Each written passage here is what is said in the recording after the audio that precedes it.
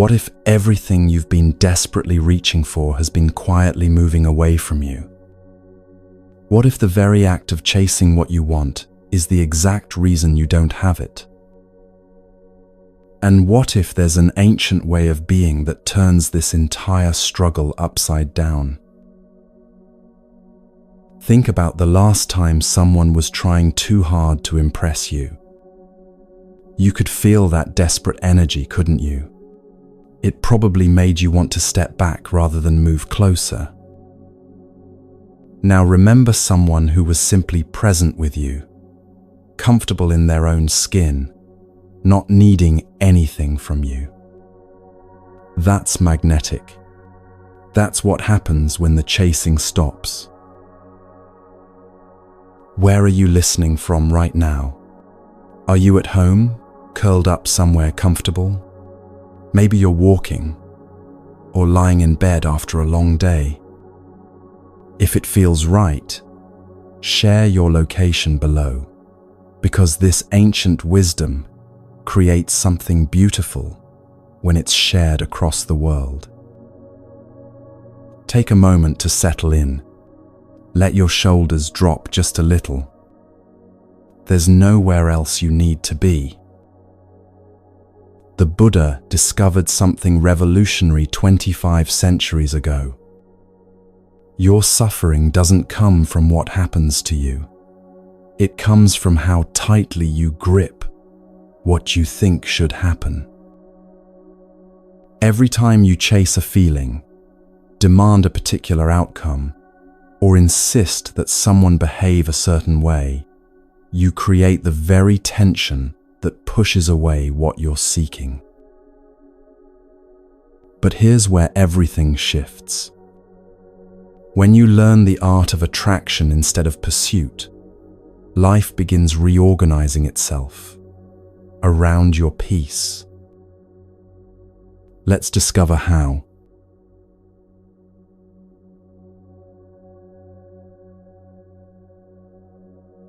Picture this scene for a moment. You're standing on a beach, holding fine sand in your cupped hands. The grains are cool and smooth against your skin. Now imagine trying to keep every single grain exactly where it is.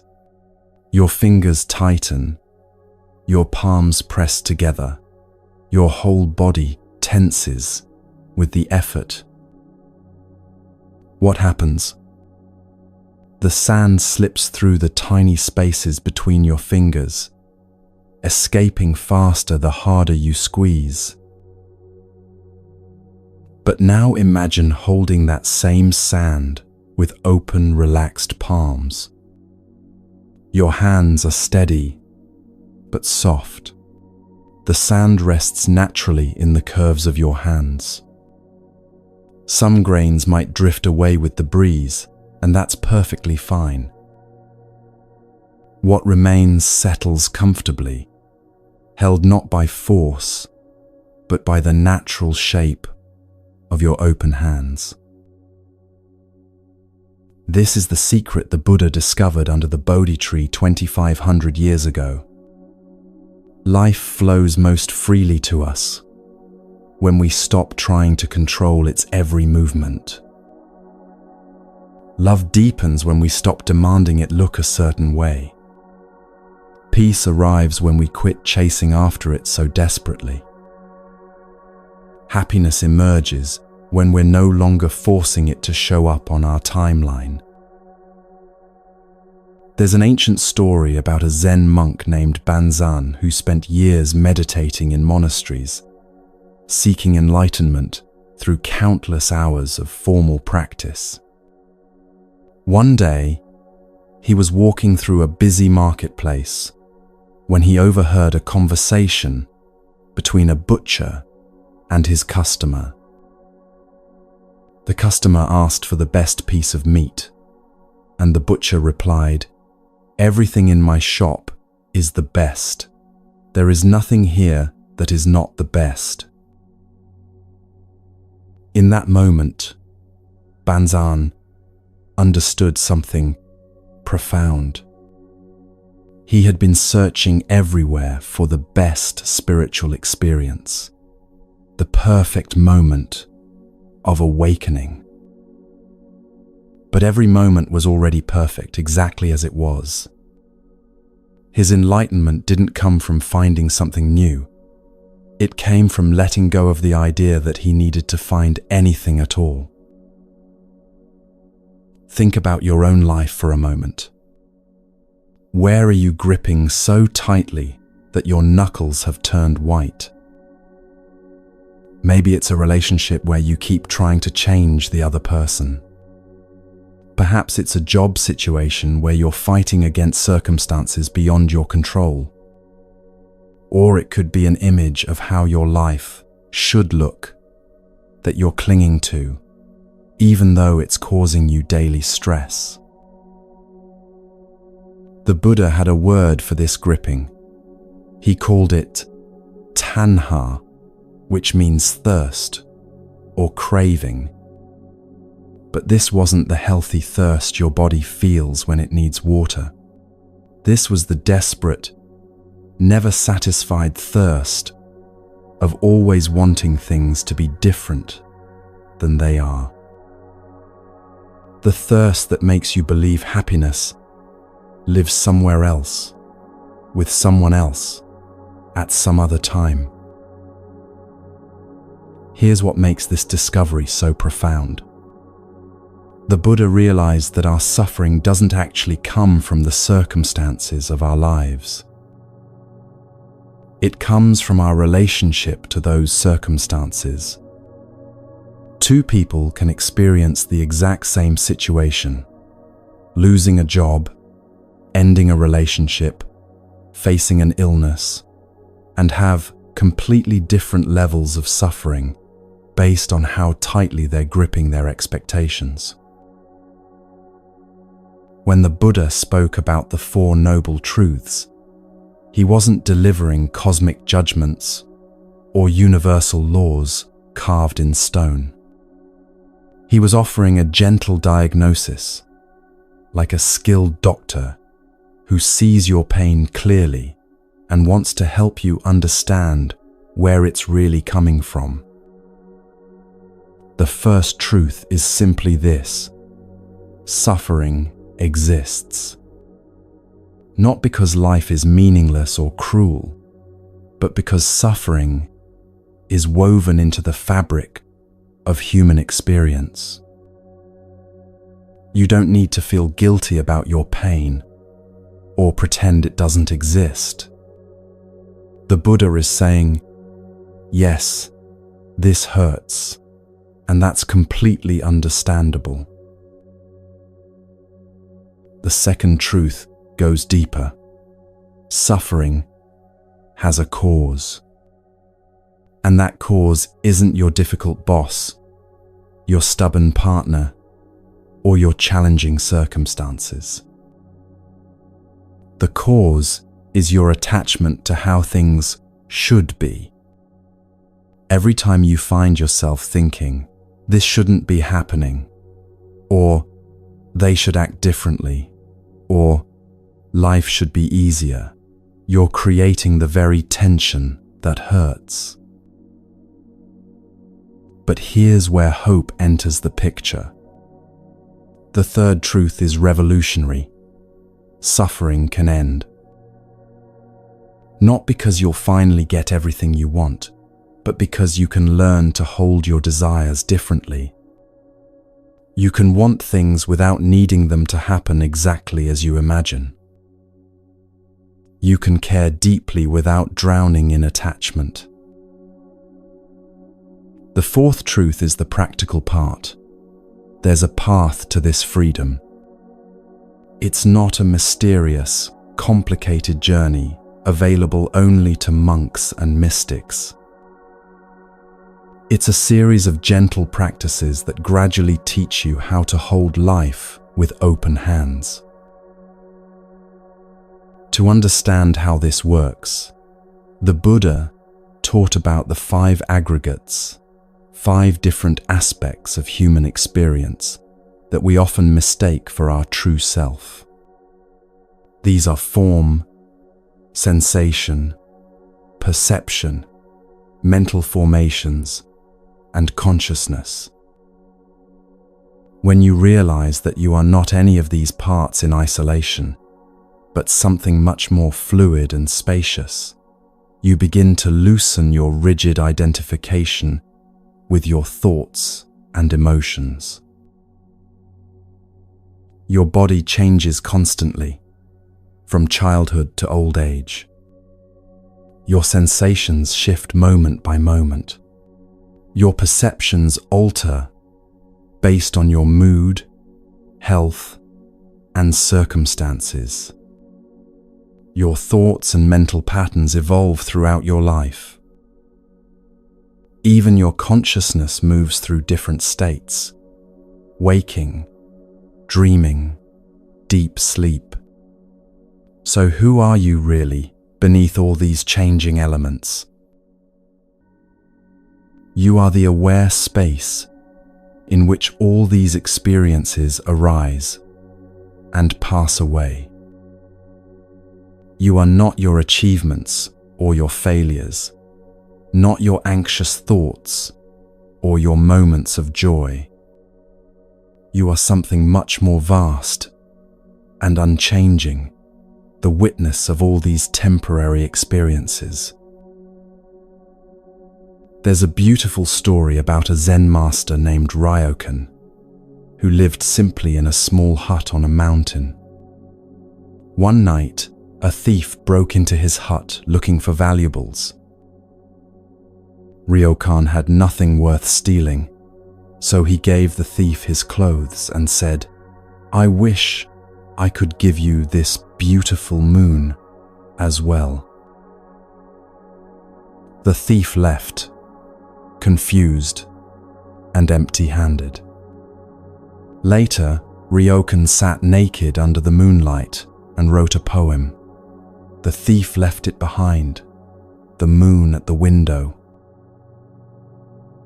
Ryokan understood something most people miss. True wealth can't be stolen because it doesn't depend on external possessions.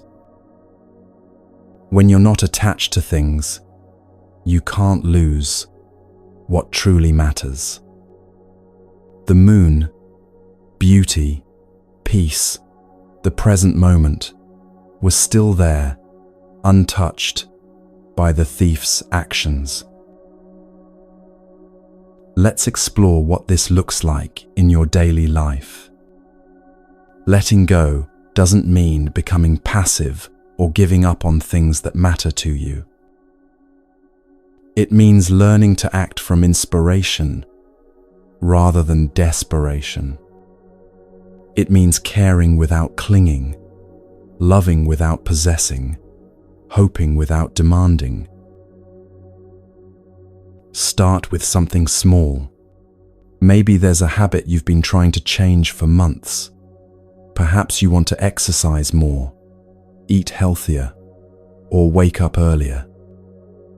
Notice how much mental energy you've been spending on fighting with yourself about this. Now try a different approach.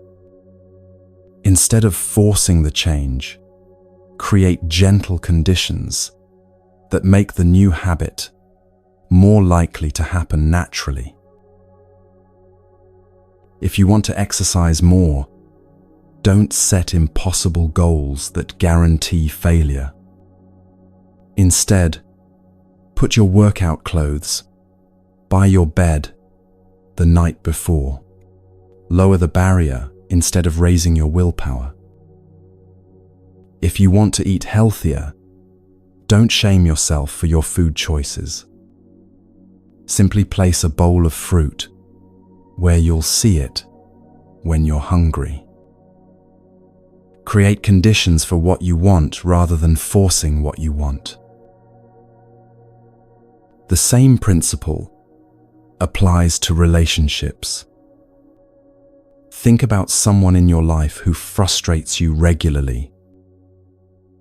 Maybe they're always late, or they interrupt when you're speaking, or they don't show affection the way you prefer. Notice how much energy you spend trying to change them through hints, complaints, or silent resentment. What would happen if you stopped trying to change them and started accepting them exactly as they are? This doesn't mean tolerating disrespect or abandoning your boundaries. It means releasing the exhausting project of trying to remake another human being according to your preferences. Often, when you stop pushing against someone, they naturally begin moving toward you. There's a lesser-known story about Master Linji, who was once asked by a student about the meaning of Zen during a time of great chaos in the kingdom. Bandits were roaming the countryside, and people were fleeing their homes in terror. The student asked, "Master, in such terrible times, how can we find peace?"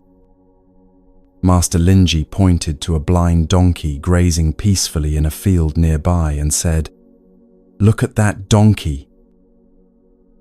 It doesn't know these are terrible times, so it continues to eat grass and be content.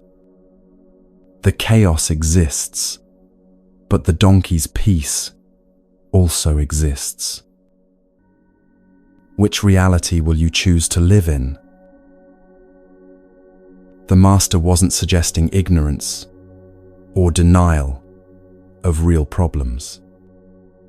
He was pointing to something deeper, that even in the midst of external chaos, inner peace remains available. Your circumstances don't determine your experience as much as your relationship to those circumstances does. The blind donkey couldn't see the chaos, but you can choose not to be consumed by it.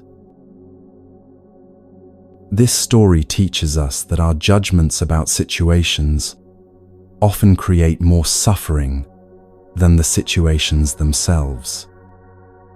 When you label something as terrible or wonderful, you're creating an emotional charge that may not serve you. What if you could respond to challenges with the same equanimity as the donkey, not from blindness, but from a deeper understanding that your peace doesn't depend on external circumstances? Here's a practical exercise you can do right now. It's called the emotional inventory, and it takes just 5 minutes. Take a piece of paper or open a note on your phone. Write down 3 things you're currently holding on to tightly, 3 sources of stress or frustration in your life. For each one, ask yourself these questions. Why am I gripping this so tightly? What do I think will happen if I let go? What part of me is resisting the idea of releasing this? Just the act of putting these thoughts into words begins to loosen their hold on you. You might write something like, "I'm holding on to anger at my coworker because they got the promotion I wanted. Why am I gripping this? Because I feel it's unfair. What will happen if I let go? I'm afraid people will think I don't care about my career. What part of me resists letting go? The part that wants to be seen as successful and valuable."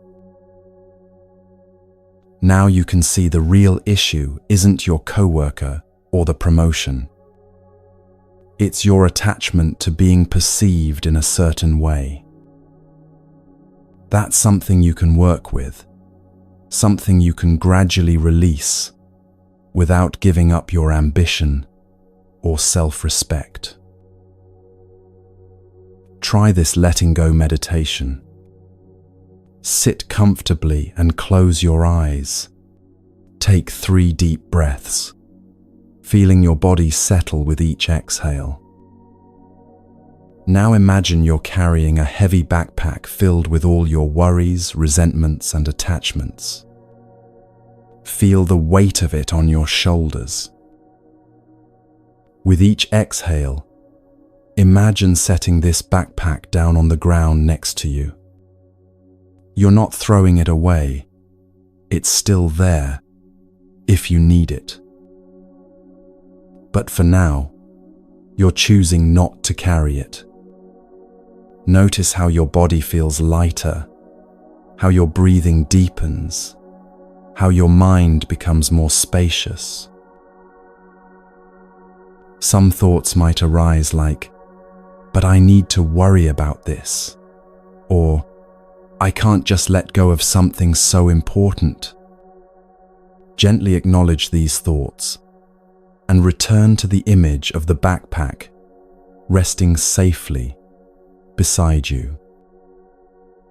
You're not abandoning your responsibilities.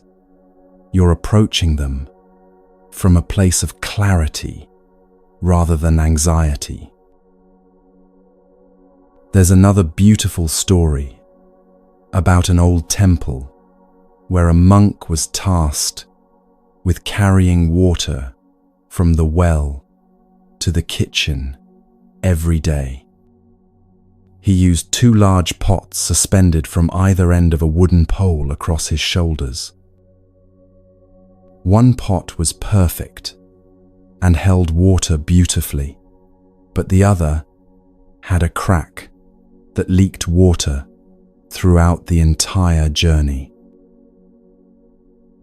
After many months, the cracked pot spoke to the monk and said, "I am ashamed. Every day I lose half the water you carry, making your work twice as hard." The monk smiled and said, "Tomorrow, pay attention to the path as we walk." The next day, as they walked from the well to the temple, the cracked pot noticed something it had never seen before. On its side of the path, beautiful wildflowers bloomed everywhere, while the other side remained barren. The monk explained, "I planted flower seeds only on your side of the path because I knew you would water them. For 2 years, I've been able to pick these beautiful flowers to decorate the temple altar. Without your flaw, this beauty would not exist."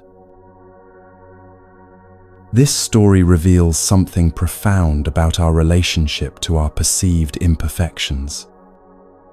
What you consider your biggest flaw might actually be creating beauty in ways you can't see. Your sensitivity might help others feel understood. Your struggles might give you compassion for people going through similar challenges. Your different way of thinking might offer solutions that others miss. Instead of trying to fix your cracks, what if you looked for the flowers they might be watering? Instead of hiding your imperfections, what if you trusted that they might serve a purpose you haven't discovered yet? The Buddha taught that nothing in this world is permanent except the fact of impermanence itself. Your current problems won't last forever, but neither will your current joys. Your relationships will change, your body will age, your circumstances will shift. When you truly understand this impermanence, you begin to hold everything more lightly. You enjoy what's here without desperately trying to make it permanent. You endure what's difficult without believing it will last forever. This doesn't make you indifferent or uncaring. In fact, it often makes you more present and loving because you're not wasting energy on the impossible task of stopping change. You're free to fully experience what's actually happening instead of fighting against what's happening. Consider how this might transform your approach to work. Instead of gripping tightly to specific outcomes, you can focus on doing your best work and releasing attachment to how others respond.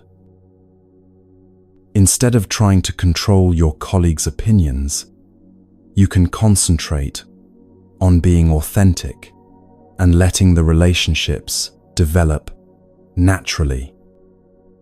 This shift often leads to better results because you're acting from clarity rather than anxiety. Or think about how this applies to your health. Instead of fighting your body or demanding it be different, you can work with it compassionately. You can take care of yourself without becoming obsessed with perfect health. You can accept your body's limitations while still encouraging its natural healing and strength.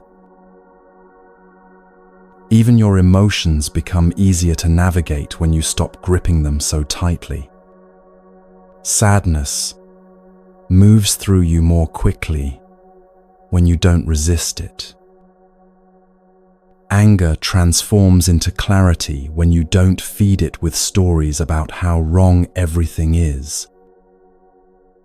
Joy deepens when you don't desperately try to make it permanent.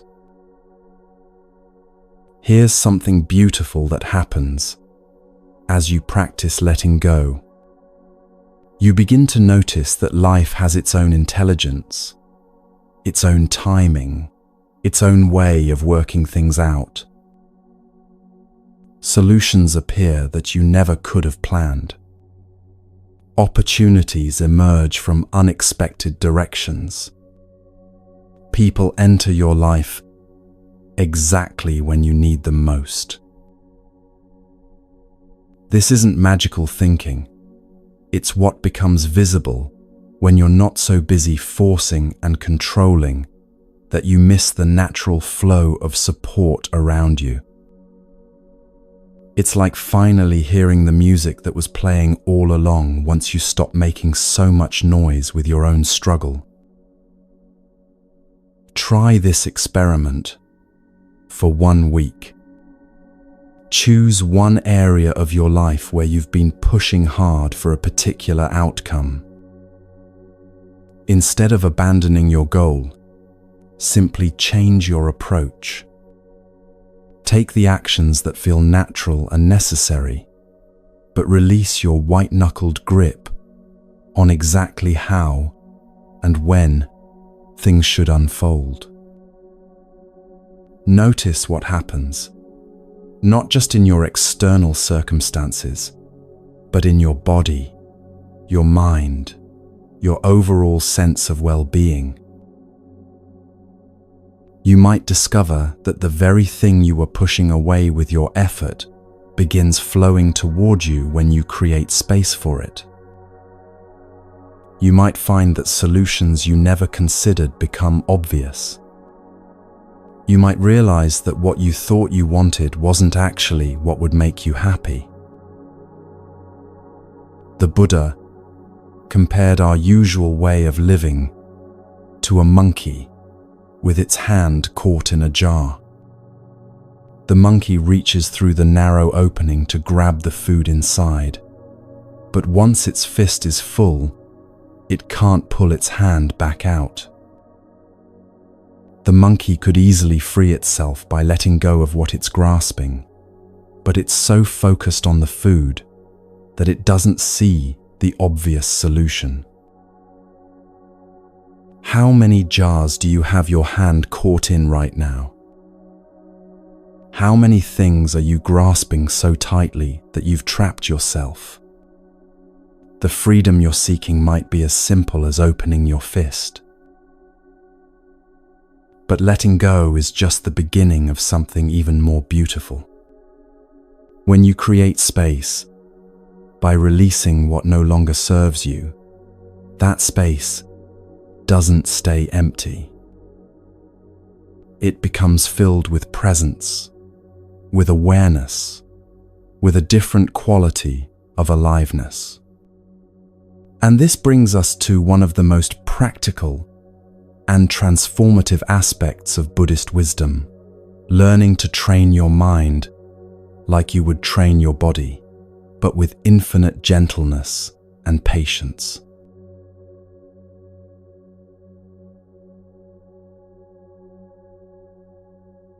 Close your eyes for a moment and imagine your mind as a garden. Not the perfectly manicured kind you see in magazines, but a real garden where weeds grow alongside flowers, where some seasons are abundant and others feel barren.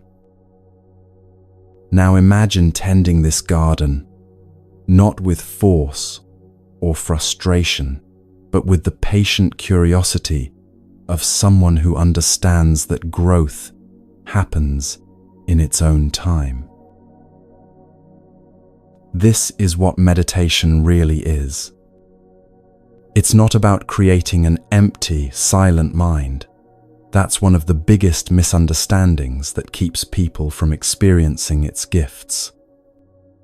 Meditation is about learning to be a gentle gardener of your own awareness, cultivating the conditions where peace can naturally bloom. In this garden of your mind, thoughts are not weeds to be eliminated, but natural growth that requires wise tending. Some thoughts are like wildflowers, beautiful and spontaneous.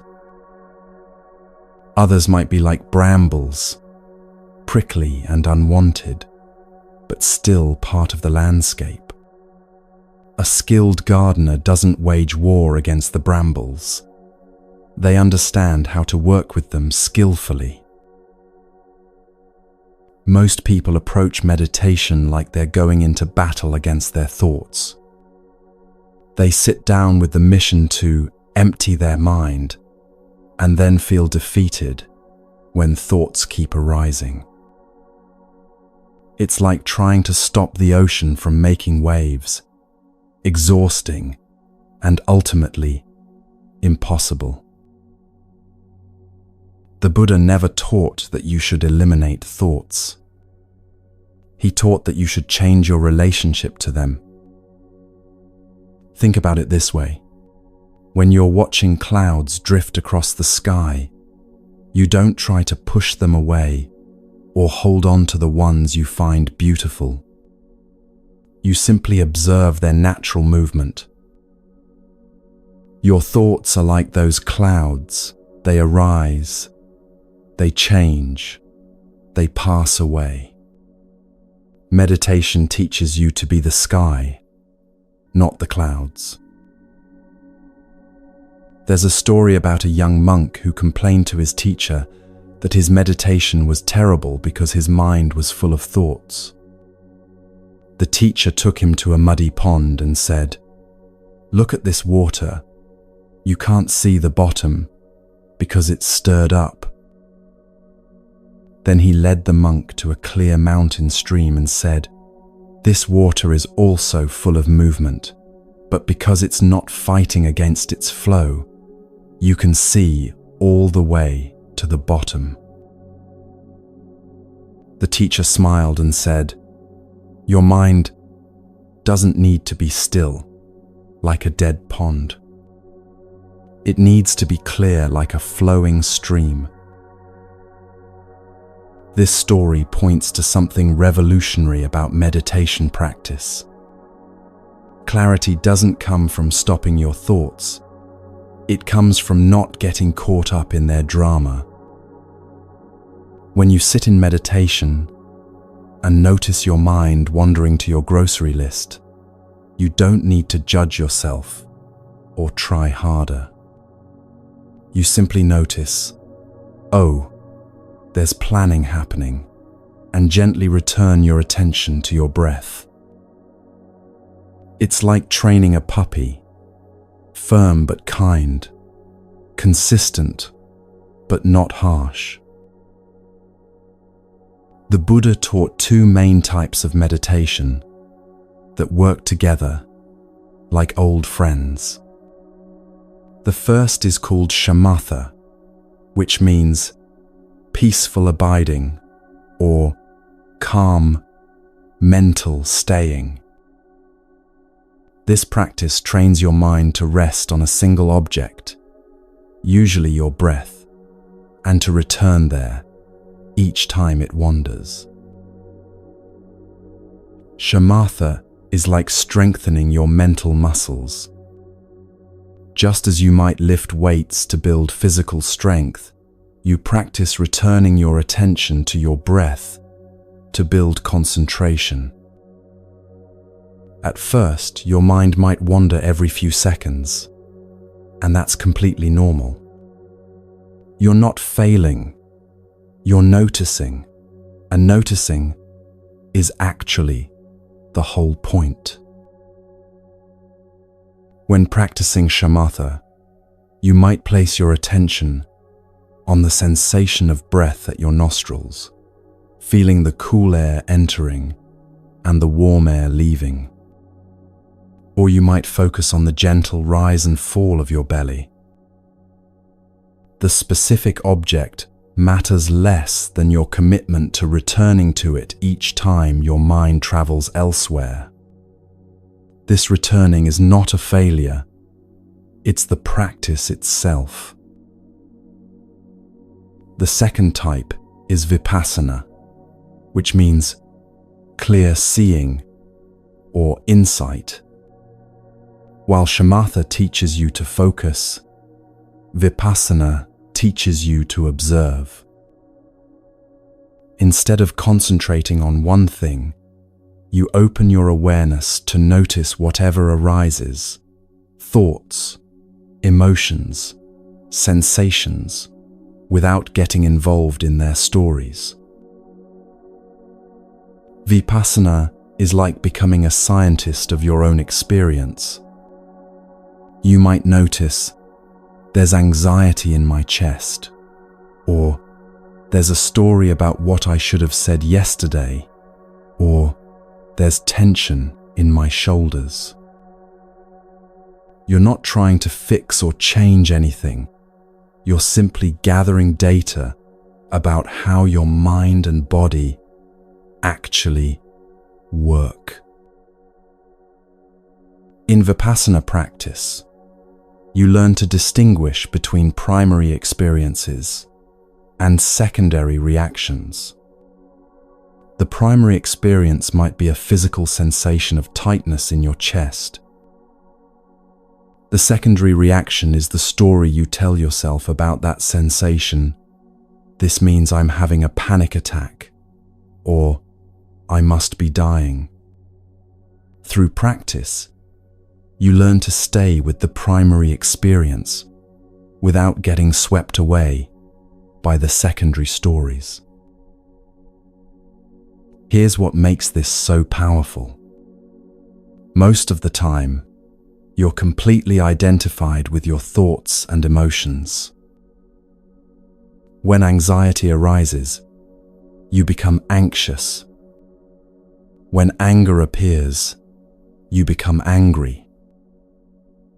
But meditation creates a small space between you and these experiences. You begin to see that you are not your anxiety. You are the one who notices anxiety. You are not your anger. You are the awareness in which anger appears and disappears. This shift changes everything. When you can observe your emotions without being overwhelmed by them, you naturally start responding to life from a place of choice rather than reaction. You might still feel frustrated when stuck in traffic, but you don't have to let that frustration ruin your entire day.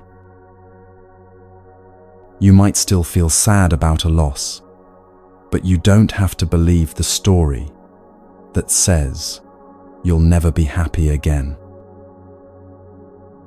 Now, you might be thinking, this all sounds wonderful, but I don't have time for long meditation sessions. Here's the beautiful truth. You don't need them. The most transformative meditation practice isn't about sitting for an hour in perfect silence. It's about weaving 5-minute moments of awareness throughout your day. There's an ancient teaching about a master who was asked how long one should meditate.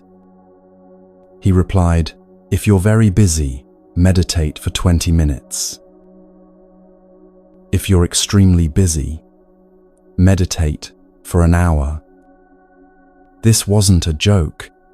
It was pointing to the truth that the busier your mind becomes, the more you need these moments of stillness. But those moments don't have to be lengthy to be powerful. Think of meditation like water, slowly wearing down stone. It's not the force of a single powerful wave that creates change. It's the gentle, consistent contact over time. 5 minutes of genuine presence each morning can be more transformative than an hour of distracted sitting once a week. Consider how you might approach these 5-minute sessions. Find a comfortable position where you can sit with your spine naturally upright but not rigid. Close your eyes or soften your gaze downward. Begin by taking 3 deep breaths, allowing each exhale to release any tension you're holding. Then let your breathing return to its natural rhythm. Place your attention gently on your breath, like a butterfly landing on a flower. When you notice your mind has wandered, and it will, simply acknowledge where it went without judgment. You might mentally note thinking or planning or remembering, and then gently escort your attention back to your breath. This process of wandering and returning is not a distraction from meditation, it is meditation. The Buddha taught that you can practice mindfulness in 4 foundations: mindfulness of the body, mindfulness of feelings, mindfulness of the mind, and mindfulness of mental objects. These aren't separate practices you need to master individually. They're different doorways into the same room of awareness. Mindfulness of the body might be as simple as feeling your feet on the ground as you walk to your kitchen. Notice the weight shifting from one foot to the other, the sensation of your clothes against your skin, the temperature of the air around you. Mindfulness of feelings could be noticing the pleasant sensation of warm sunlight on your face, or the unpleasant feeling of hunger in your stomach. You're not trying to change these feelings, just acknowledging them clearly. Mindfulness of mind might be observing when your thoughts become scattered like leaves in the wind, or when they feel focused and clear like a calm lake. Mindfulness of mental objects could be watching how certain memories trigger specific emotions, or how particular thoughts create tension in your body. Each of these foundations offers a pathway to greater awareness and freedom. But meditation isn't just something you do sitting on a cushion with your eyes closed. The Vietnamese Zen master Thich Nhat Hanh taught that you can transform any moment into meditation if you bring full presence to it. Washing dishes becomes meditation when you feel the warm water and notice the smoothness of the plates. Walking becomes meditation when you feel each step connecting with the ground. Even brushing your teeth becomes meditation when you pay attention to the sensations and movements. There's a story about a Zen master named Joshu who was asked by a student, "What is the most important teaching in Buddhism?"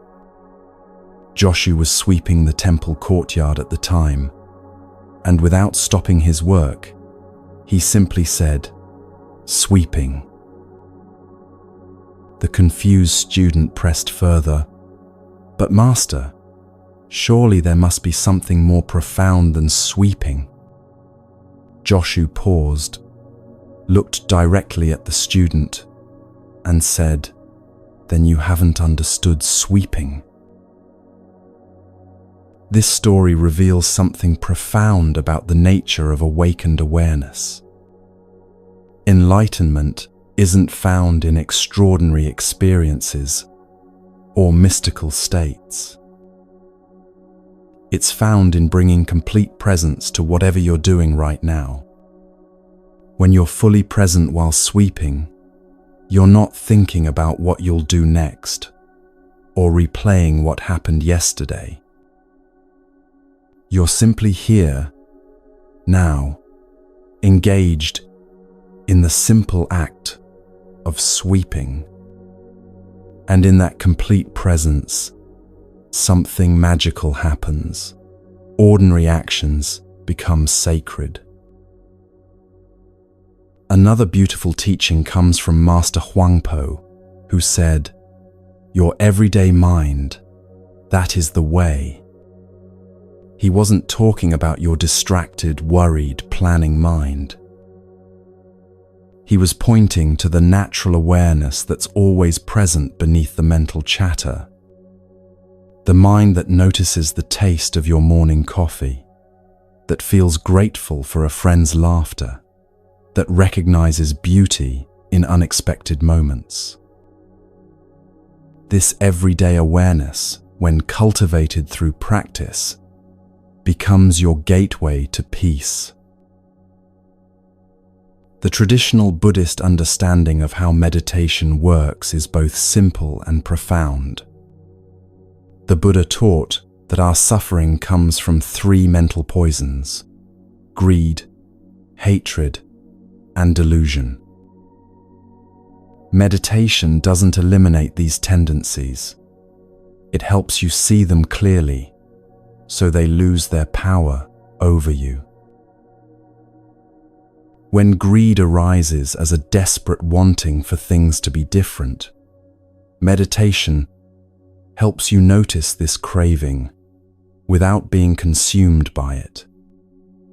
When hatred appears as aversion to what's happening now, meditation teaches you to acknowledge this resistance without letting it control your actions.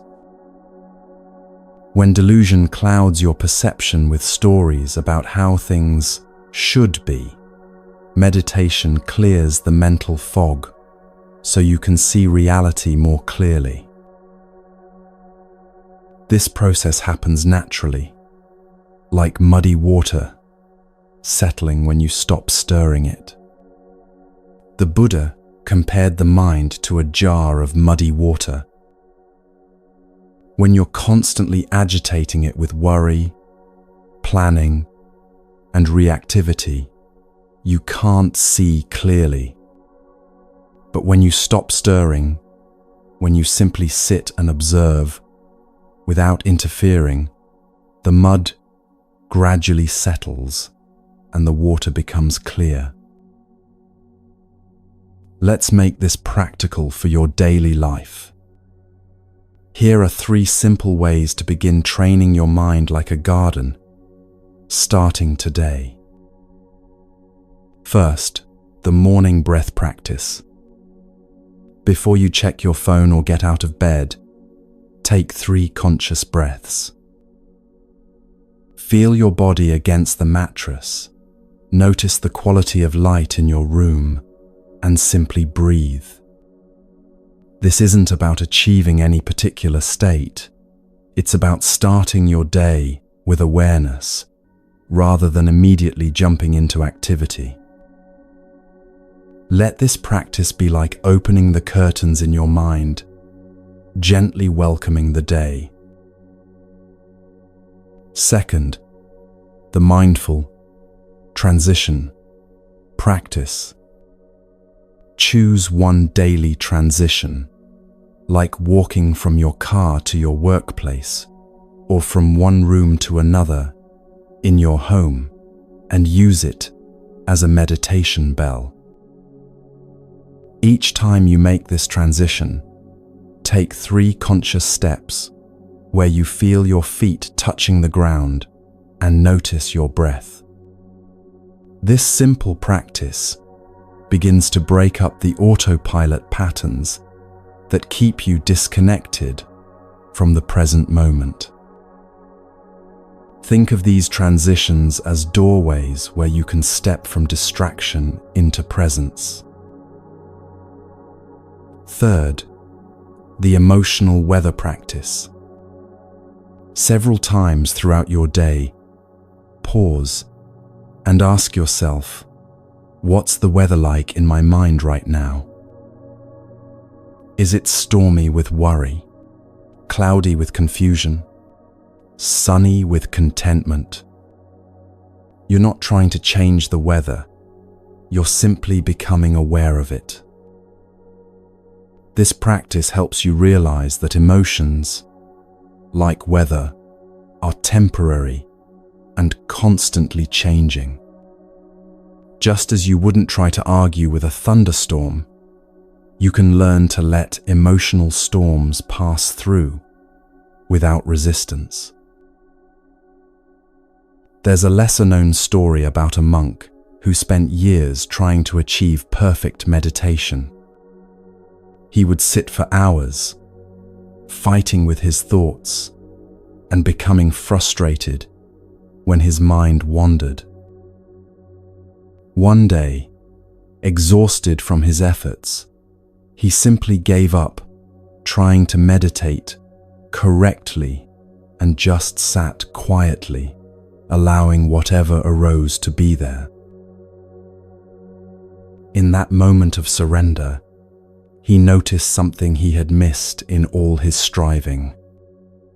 The birds were singing outside the meditation hall, the wind was rustling through the trees, and his breath was flowing naturally, without any effort on his part. He realized that meditation wasn't something he needed to create or achieve.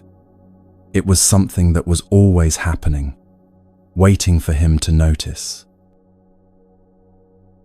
This story points to one of the most liberating aspects of meditation practice. You're not trying to create a special state or have profound experiences. You're simply learning to recognize and rest in the natural peace that's always available beneath the surface of your busy mind.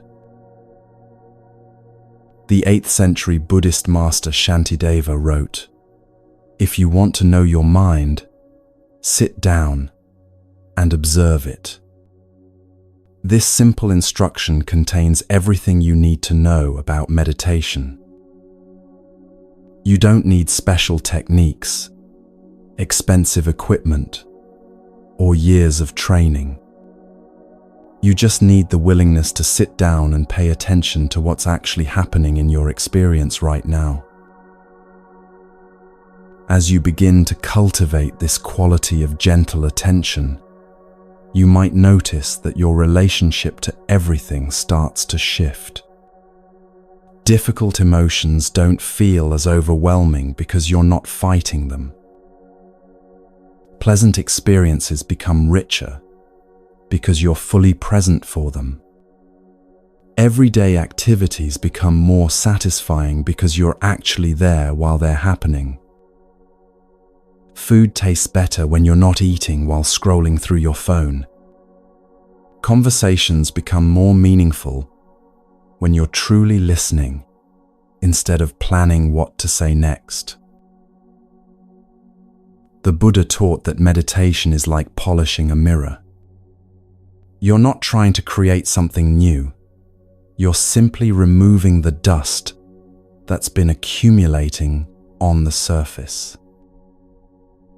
Beneath all the mental chatter and emotional reactivity, your natural clarity and peace are already there, waiting to be revealed. Remember, you don't need to be perfect at this. There's no such thing as a bad meditation session. Every time you notice your mind has wandered and gently bring your attention back, you're strengthening your capacity for awareness. Every moment of presence, no matter how brief, is a victory worth celebrating. As your mind settles, something magical happens to how you see and experience the world around you. Colors seem more vivid, sounds become more clear, and you begin to notice beauty in places you never looked before. This isn't because the world has changed. It's because you're finally awake enough to see what was always there.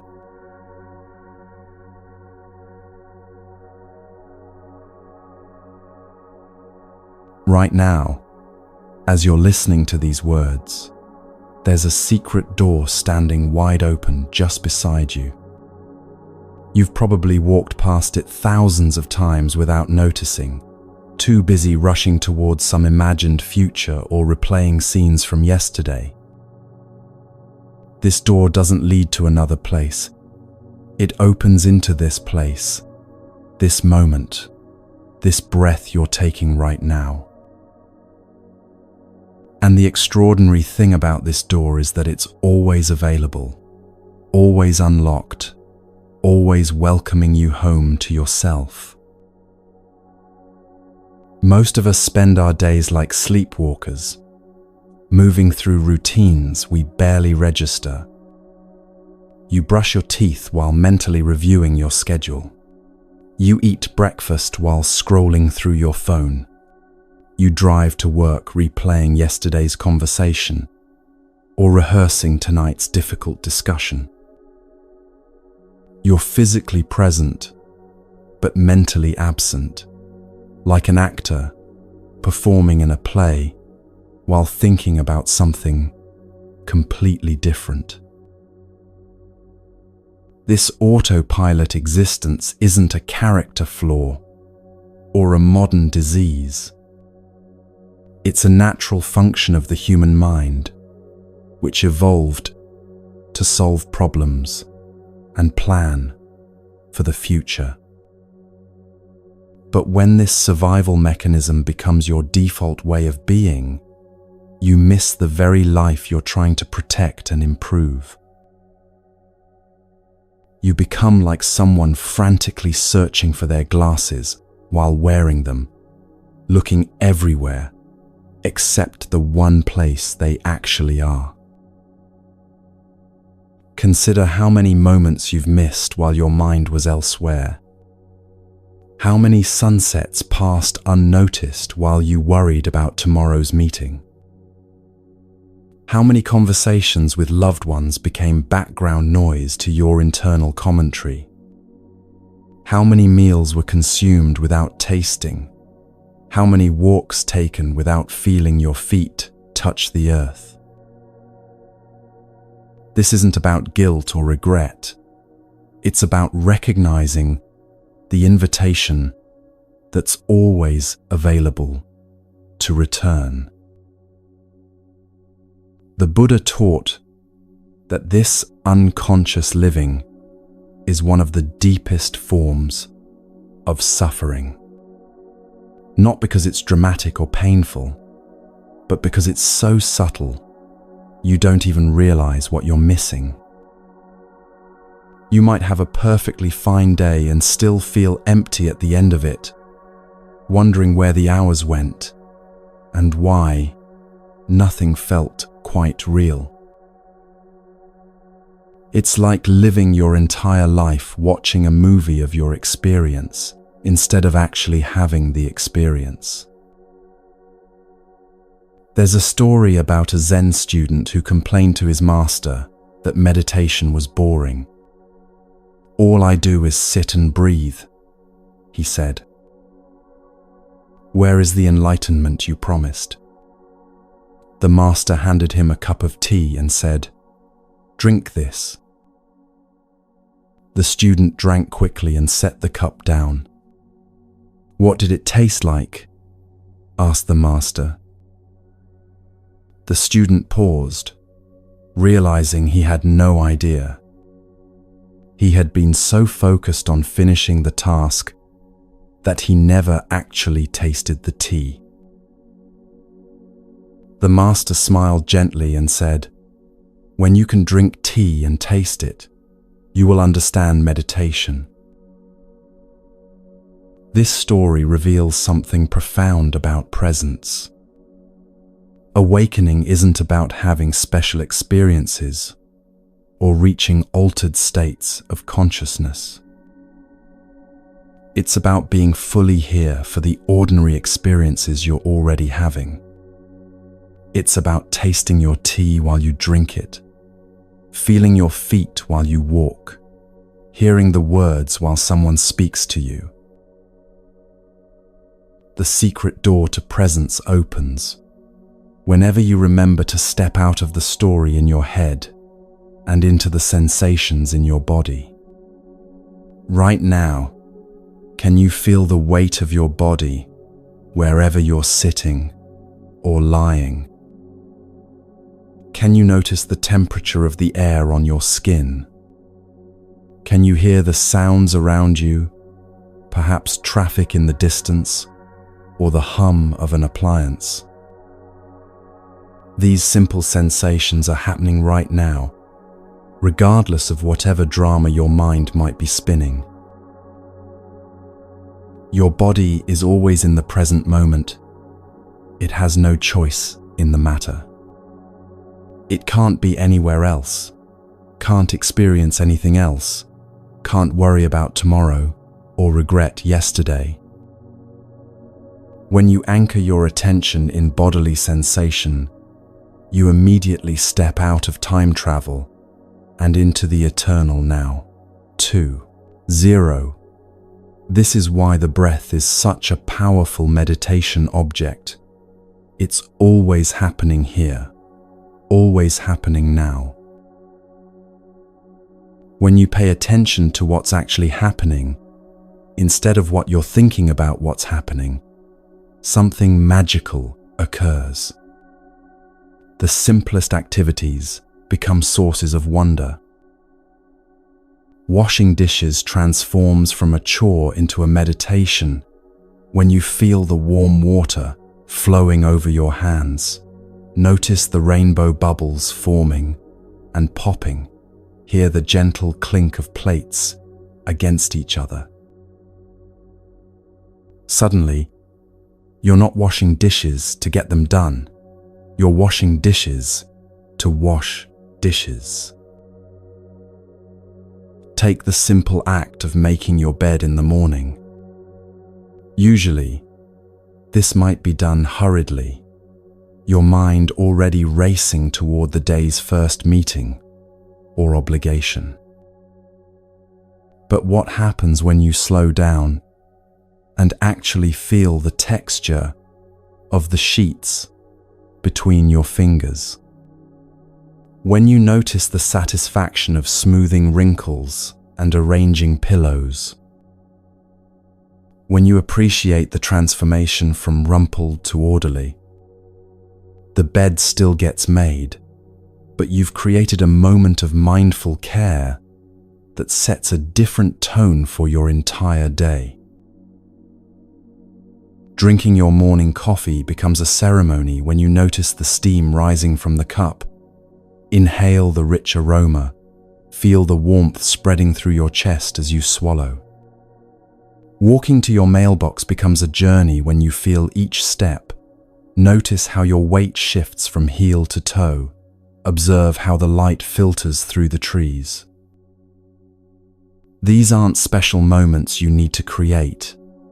They're ordinary moments you need to inhabit. The Vietnamese master Thich Nhat Hanh tells a story about washing dishes. He says that if you wash dishes to get them clean, you're not really washing dishes. You're enduring the present moment to get to the next one.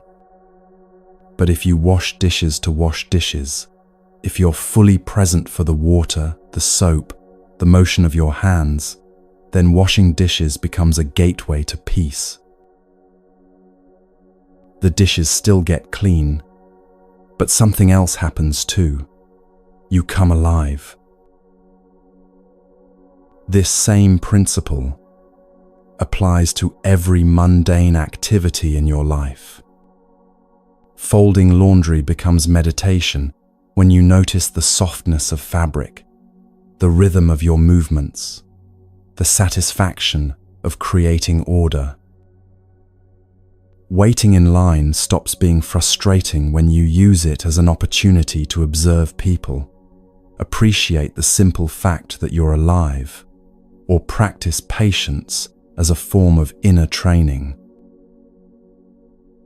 Even cleaning the bathroom can become a practice of mindful attention to detail, of caring for your living space, of finding dignity in humble tasks. This quality of presence is particularly powerful when it comes to anxiety and worry. Notice that anxiety never exists in the present moment. It lives entirely in stories about the future, what might happen, what could go wrong, how you might not be able to handle what's coming. When you're fully present, anxiety has nowhere to land because it can only survive in the realm of mental projection. There's a lesser-known story about Master Yunmen, who was once asked by a student drowning in worries about the future. The student said, "Master, I'm terrified about what might happen tomorrow." Yunmen pointed to a bird singing outside the window and said, "Listen to that bird. Is it worried about tomorrow's song?" The student said, "No, Master, but birds don't have the same concerns as humans." Yunmen smiled and replied, "You're right. The bird is much wiser. It's singing today's song today." This doesn't mean ignoring real responsibilities or failing to plan for the future.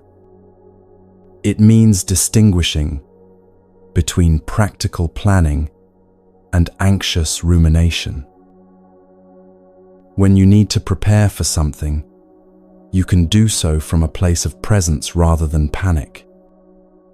You can make your lists, have your conversations, and take your actions while remaining grounded in the reality of now.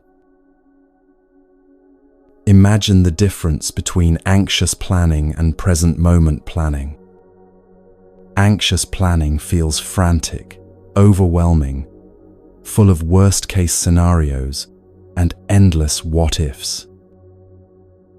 Present moment planning feels calm and methodical, dealing with one step at a time, staying connected to your body and breath while you think through practical details. Both might accomplish the same external tasks, but one depletes your energy while the other preserves it. Try this simple experiment the next time you notice anxiety arising. Instead of fighting the worried thoughts or trying to solve the imagined problems, bring your attention to your body. Feel your feet on the ground. Notice your breathing. Sense the space around you.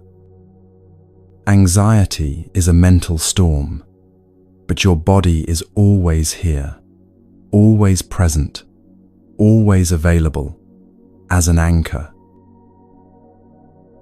When you ground yourself in physical sensation, the storm can rage without sweeping you away. You might notice that anxiety often creates physical tension, tight shoulders, clenched jaw, shallow breathing. Instead of trying to think your way out of anxiety, try breathing your way through it. Take slow, deep breaths and consciously relax the areas of tension with each exhale. This isn't about eliminating anxiety entirely. It's about staying present, even when anxiety is visiting. This practice of presence transforms every relationship in your life, starting with the relationship you have with yourself. When you're truly present, you stop being your own worst critic and become your own compassionate witness. Instead of judging your thoughts and emotions, you simply notice them with the same curiosity you might have for clouds passing through the sky. But perhaps the most profound transformation happens in how you connect with other people. Think about the last time someone gave you their complete attention. No phone, no distraction, no part of their mind elsewhere. It probably felt like a rare gift, didn't it? That's because most of us have forgotten how to be fully present with each other. When you're truly present with someone, you're not listening for your turn to speak or planning what advice to give. You're not comparing their story to your own or judging whether their feelings are reasonable. You're simply there, open and available, creating a space where they can be themselves without performance or pretense. This kind of presence is so rare that people often can't name what's different about the interaction, but they walk away, feeling heard, seen, and somehow lighter. You haven't necessarily said anything profound or offered brilliant solutions. You've simply given them the gift of your undivided attention, and that attention itself becomes healing. There's a beautiful teaching story about a woman who visited a wise hermit seeking advice about her troubled marriage. She spent an hour describing all the ways her husband disappointed her, expecting the hermit to offer strategies for changing him. Instead, the hermit listened in complete silence, never once looking away or showing signs of distraction. When she finished speaking, he simply said, "Thank you for trusting me with your pain."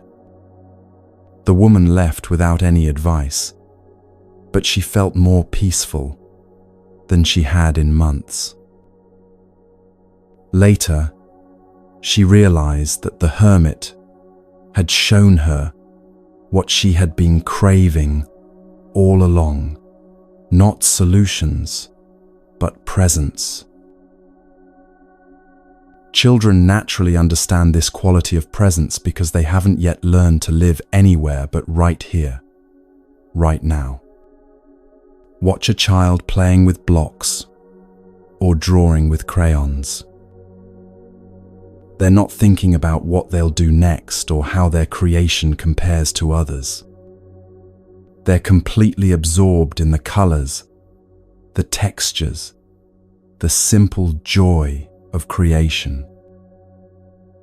This is your natural state too, buried beneath years of conditioning that taught you to live in your head instead of your life. The Buddha often compared awakening to turning on a light in a dark room. He said, "Thousands of candles can be lighted from a single candle, and the life of the candle will not be shortened." Happiness never decreases by being shared. But perhaps even more profound is his teaching that the light switch has always been within reach. Presence isn't something you need to create or achieve. It's something you need to remember and return to. When you flip that inner light switch through present moment awareness, you don't change what's in the room of your life. The same furniture is there, the same challenges and joys, the same relationships and responsibilities. But suddenly you can see everything clearly, instead of stumbling around in the darkness of unconscious habit. The room was always exactly as it is. You just couldn't see it clearly. This illumination reveals something surprising about your experience. Most of your suffering isn't caused by what's actually happening. It's caused by your resistance to what's happening. When you're present, you can respond to reality as it is, rather than fighting with your ideas about how it should be. This doesn't make you passive or resigned. It makes you available to work skillfully with whatever life presents. Let's make this practical with 3 simple ways to cultivate presence throughout your day. These aren't additional tasks to add to your already full schedule. They're ways of doing what you're already doing with greater awareness. First, the red light practice. Every time you encounter a red light while driving, instead of feeling frustrated about the delay, use it as a mindfulness bell. Feel your hands on the steering wheel, notice your breathing, look around, and really see your surroundings. Traffic lights happen dozens of times during most drives, giving you dozens of opportunities to return to presence. Over time, you might find yourself actually appreciating red lights as moments of forced stillness in your busy day. Second, the doorway practice. Each time you walk through a doorway, whether entering your home, office, or any other space, use that threshold as a reminder to arrive in the present moment. Take one conscious breath as you cross the threshold, feeling your feet on the ground and noticing the shift from one space to another. This simple practice helps you transition mindfully between the different environments and roles in your life. Third, the waiting practice. Instead of automatically reaching for your phone whenever you have to wait, in line at the store, for an appointment, for someone to arrive, use these moments as opportunities for presence.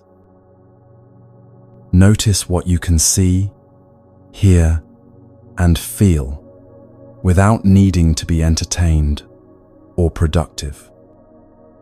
Let yourself simply be where you are, when you are there. These brief interludes of awareness can become some of the most peaceful moments in your day.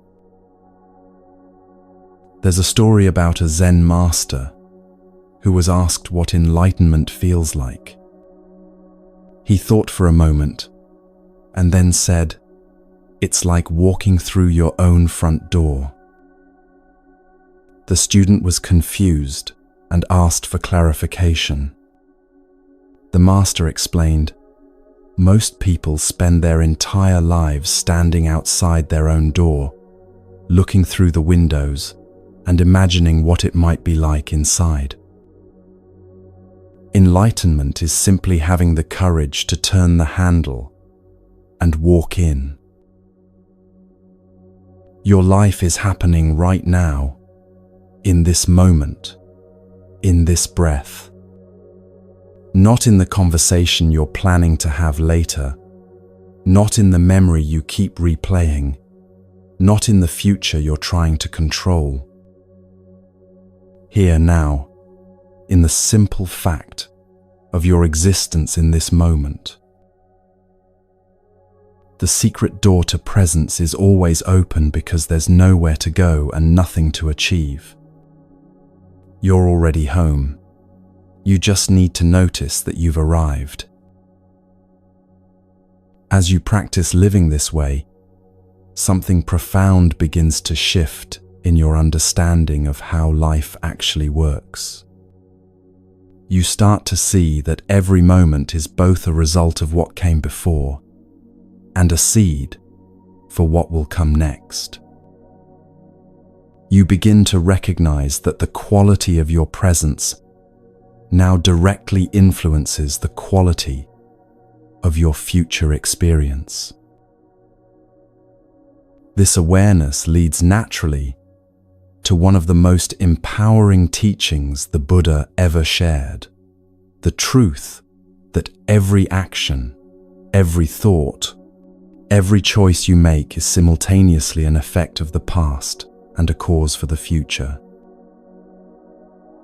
When you understand this deeply, you realize that the present moment isn't just where life happens, it's where life is created. Each breath, each step, each interaction becomes an opportunity to plant seeds of wisdom, compassion, and peace that will bloom in ways you can't yet imagine. When you live this way, you start to understand something profound about cause and effect that changes how you approach every aspect of your existence.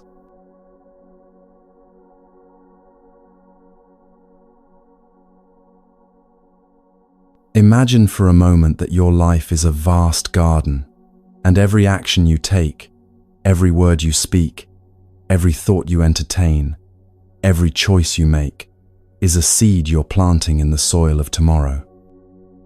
Some seeds will sprout quickly, showing their fruits within days or weeks. Others lie dormant for seasons, even years, before they finally break through the earth and reveal what you've been cultivating. This is the true meaning of karma, not a cosmic judge keeping score of your good and bad deeds, but the natural law of cause and effect playing out through your conscious choices. The word karma has been so misunderstood in popular culture that many people think of it as a form of divine punishment or reward. That's your karma, someone might say, when misfortune strikes, as if the universe were settling some cosmic debt. But the Buddha's teaching about karma is far more gentle and empowering than this harsh interpretation suggests. Karma simply means action in Sanskrit, and the law of karma is nothing more mysterious than recognizing that actions have consequences. When you plant an apple seed, you don't get oranges. When you water a plant with care, it grows stronger. When you neglect it, it withers. These aren't moral judgments. They're natural processes. Karma works the same way in the realm of human experience. Actions rooted in kindness tend to create more kindness in the world. Actions born from anger tend to generate more conflict. This isn't because the universe is keeping score, but because that's simply how energy moves through human relationships and circumstances. Think of karma as the soil condition of your life's garden. Just as a gardener pays attention to soil pH, moisture levels, and nutrient content, you can learn to notice the quality of intention and attention you bring to your daily actions. Rich, well-tended soil produces abundant harvest. Depleted, toxic soil struggles to support healthy growth. Your consciousness is that soil, and your awareness is what allows you to tend it skillfully. What makes this understanding so liberating is that it puts the power entirely in your hands. You're not a victim of random fate or divine whim. You're not powerless against the circumstances of your life. Every moment, you're actively participating in creating your future experience through the quality of attention and intention you bring to your actions. The Buddha taught that we create karma through 3 doors: the door of the body, the door of speech, and the door of the mind. These aren't separate systems but interconnected gateways through which your inner life becomes your outer experience. Understanding how these doors work gives you practical tools for cultivating the kind of life you actually want to live. The door of the body includes every physical action you take, from how you move through space to how you touch others, from your posture to your gestures. Your body is constantly communicating, and these communications have consequences. When you move through the world with gentleness, others sense that gentleness and often respond in kind. When you carry yourself with confidence but not arrogance, people are naturally drawn to that balanced energy. Consider how you walk into a room. Are you rushing in with scattered energy, checking your phone, barely acknowledging the people already there? Or do you enter with presence, making eye contact, perhaps offering a genuine smile? These might seem like small differences, but they create entirely different atmospheres and invite completely different responses from others. Even something as simple as how you close a door creates karma. Do you let it slam behind you, creating a jarring sound that disrupts others? Or do you close it mindfully, with consideration for the people nearby? How you handle objects, whether you set things down gently or drop them carelessly, reflects your internal state and influences the energy around you.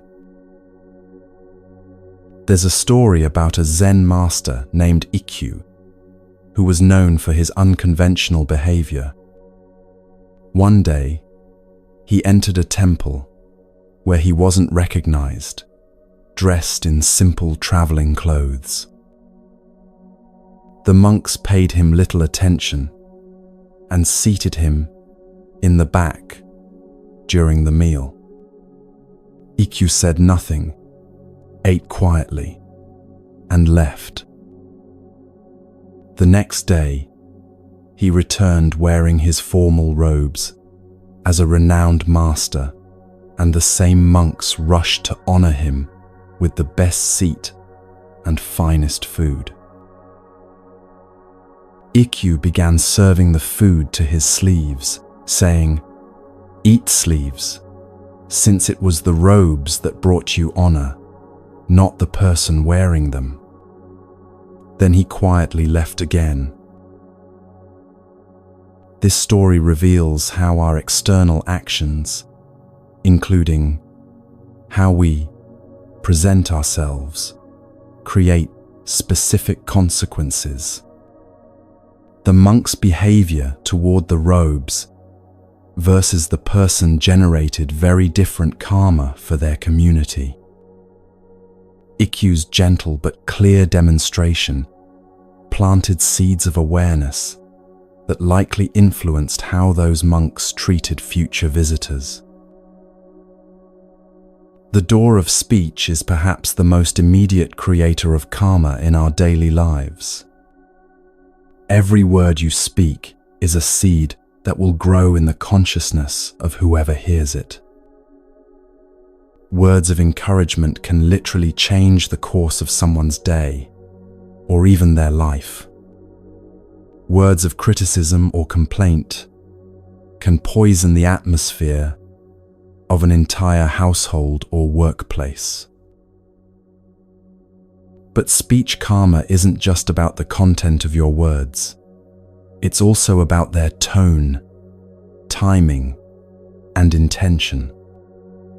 The same factual information can be delivered as an attack or as a gift of awareness. "You're always late" creates very different karma than "I was worried when you didn't arrive at our planned time." Both communicate the same basic information, but one plants seeds of defensiveness while the other plants seeds of consideration. Consider the karmic difference between gossip and genuine concern. When you speak about someone's difficulties with curiosity or judgment, you're planting seeds of divisiveness and mistrust. But when you speak about the same situation with compassion, hoping to understand how to help, you're planting seeds of community and care. The external topic might be identical, but the intention behind your words creates completely different consequences. Even your internal speech, the constant stream of thoughts and mental commentary, creates karma. The Buddha taught that thoughts are the forerunners of all actions.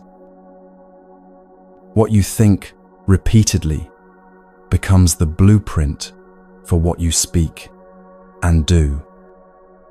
If your mind is constantly rehearsing judgments and complaints, those patterns will eventually emerge in your words and actions. If you cultivate thoughts of gratitude and kindness, those qualities will naturally flow into your interactions with others.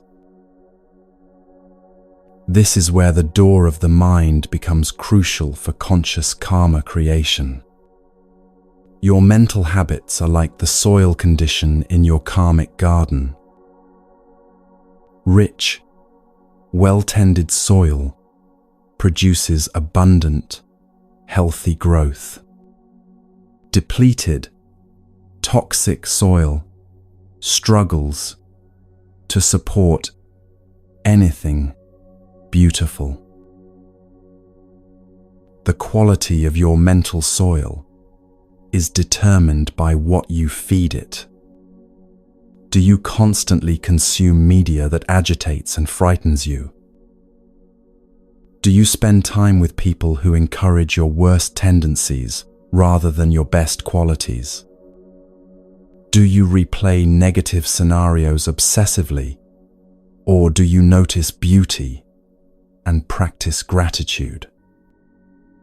These choices about what you allow into your mental space directly influence the kinds of thoughts that arise naturally, which in turn influence your words and actions.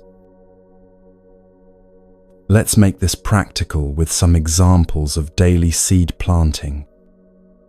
When you wake up in the morning, you can plant seeds of gratitude by taking a moment to appreciate that you've been given another day of life.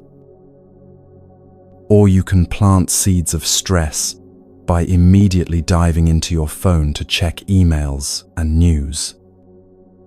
Both choices create momentum that influences how the rest of your day unfolds.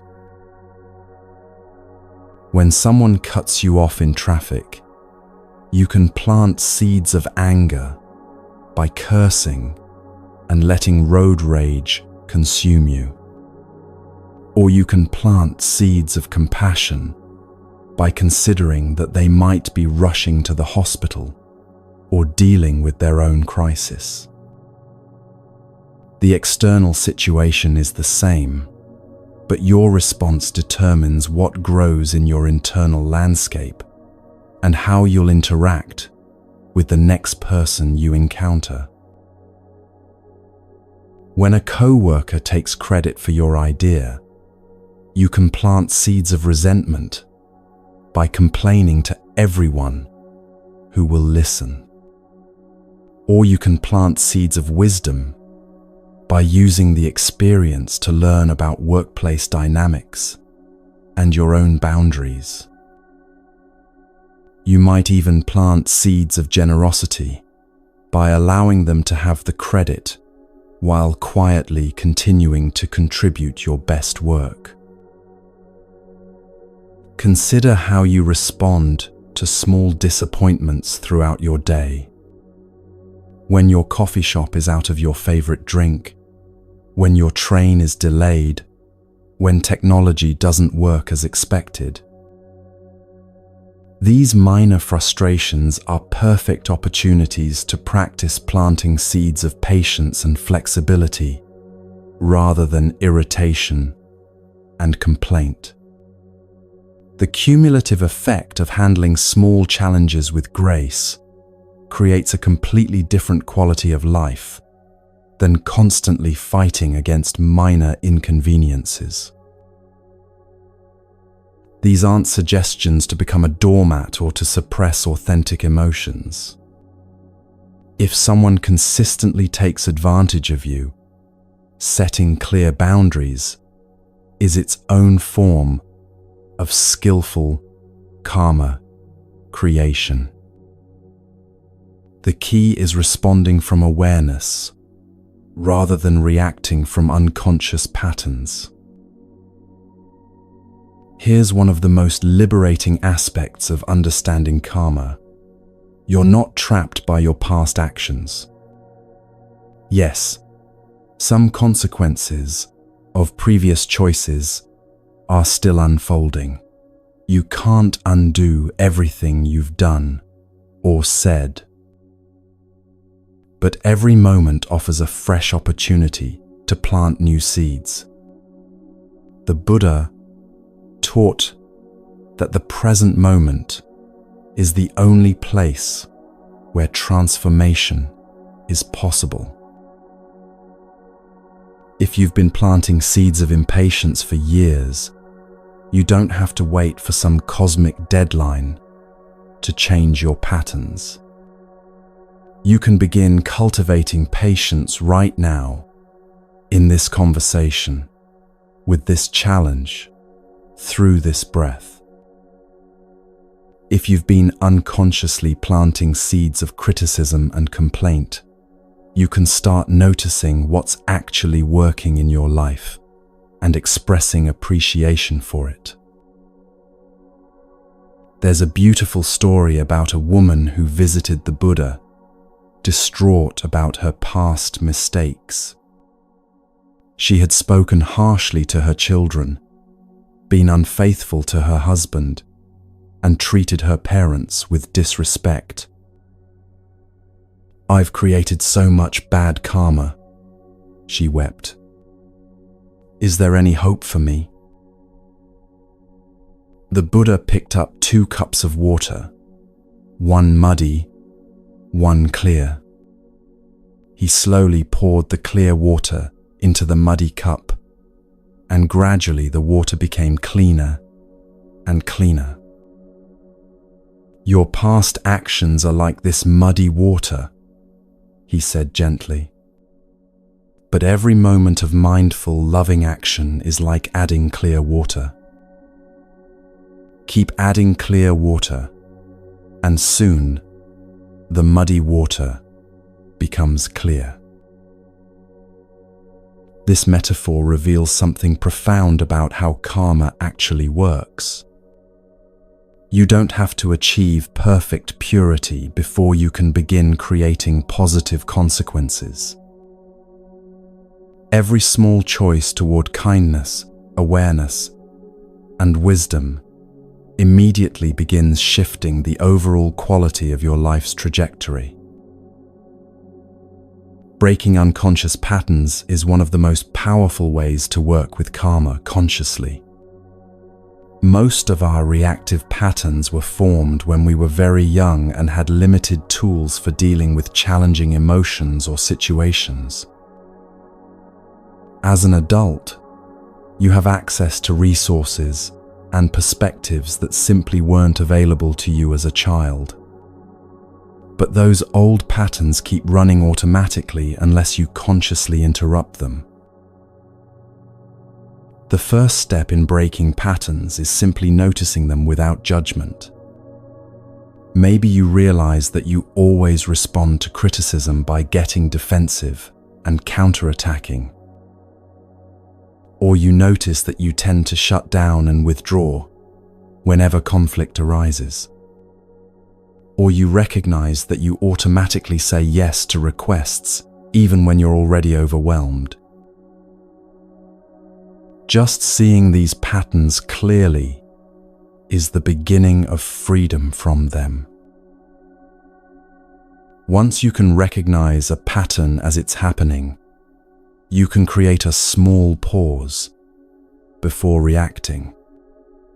In that pause, even if it's just one breath, you have the opportunity to choose a different response.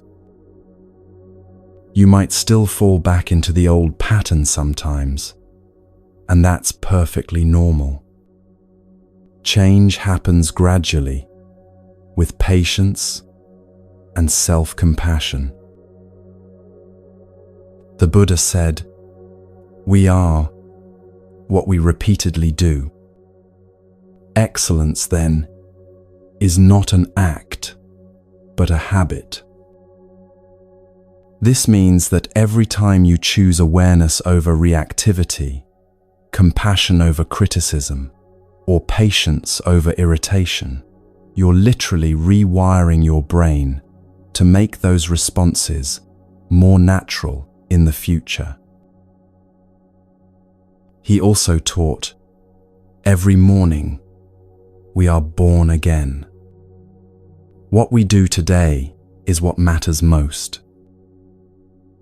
This isn't just inspiring philosophy, it's practical instruction for conscious karma creation. Yesterday's mistakes don't define today's possibilities. Today's choices don't have to repeat yesterday's patterns. Another profound teaching says, if you want to know your past, look at your present condition. If you want to know your future, look at your present actions. This puts enormous power in your hands, while also encouraging honest self-reflection. Your current circumstances are the fruit of seeds you've been planting, consciously or unconsciously.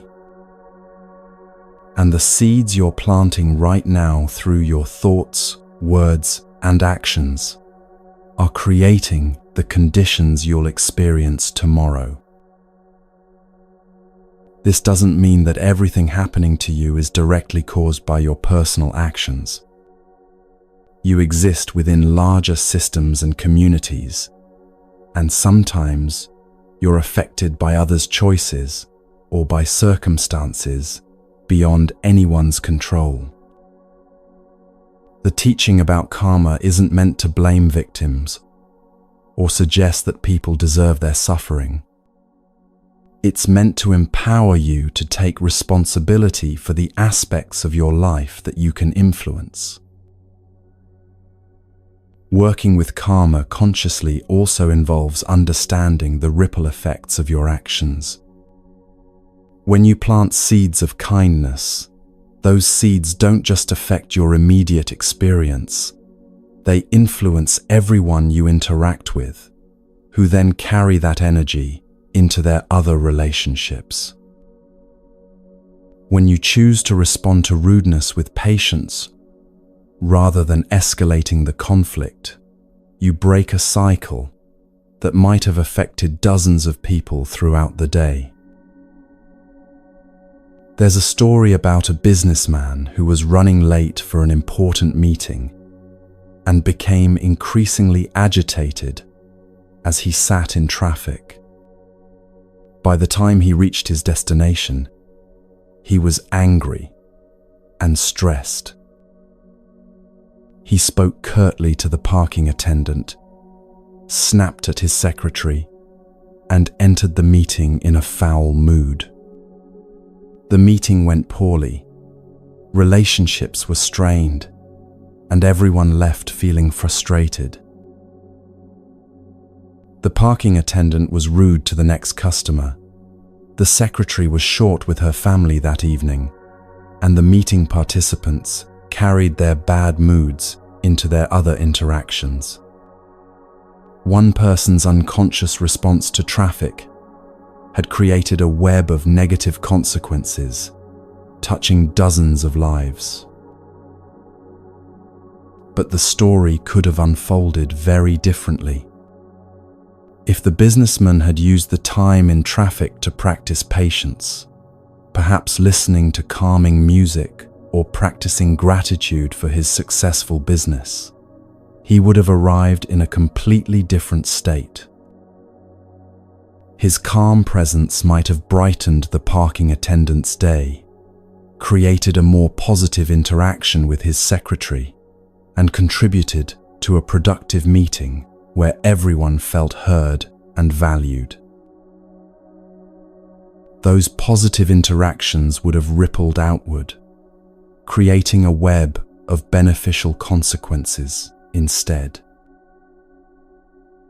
This understanding naturally leads to a different way of caring about your impact on the world. When you realize that your inner state directly influences the atmosphere around you, self-care stops being selfish and becomes a form of service.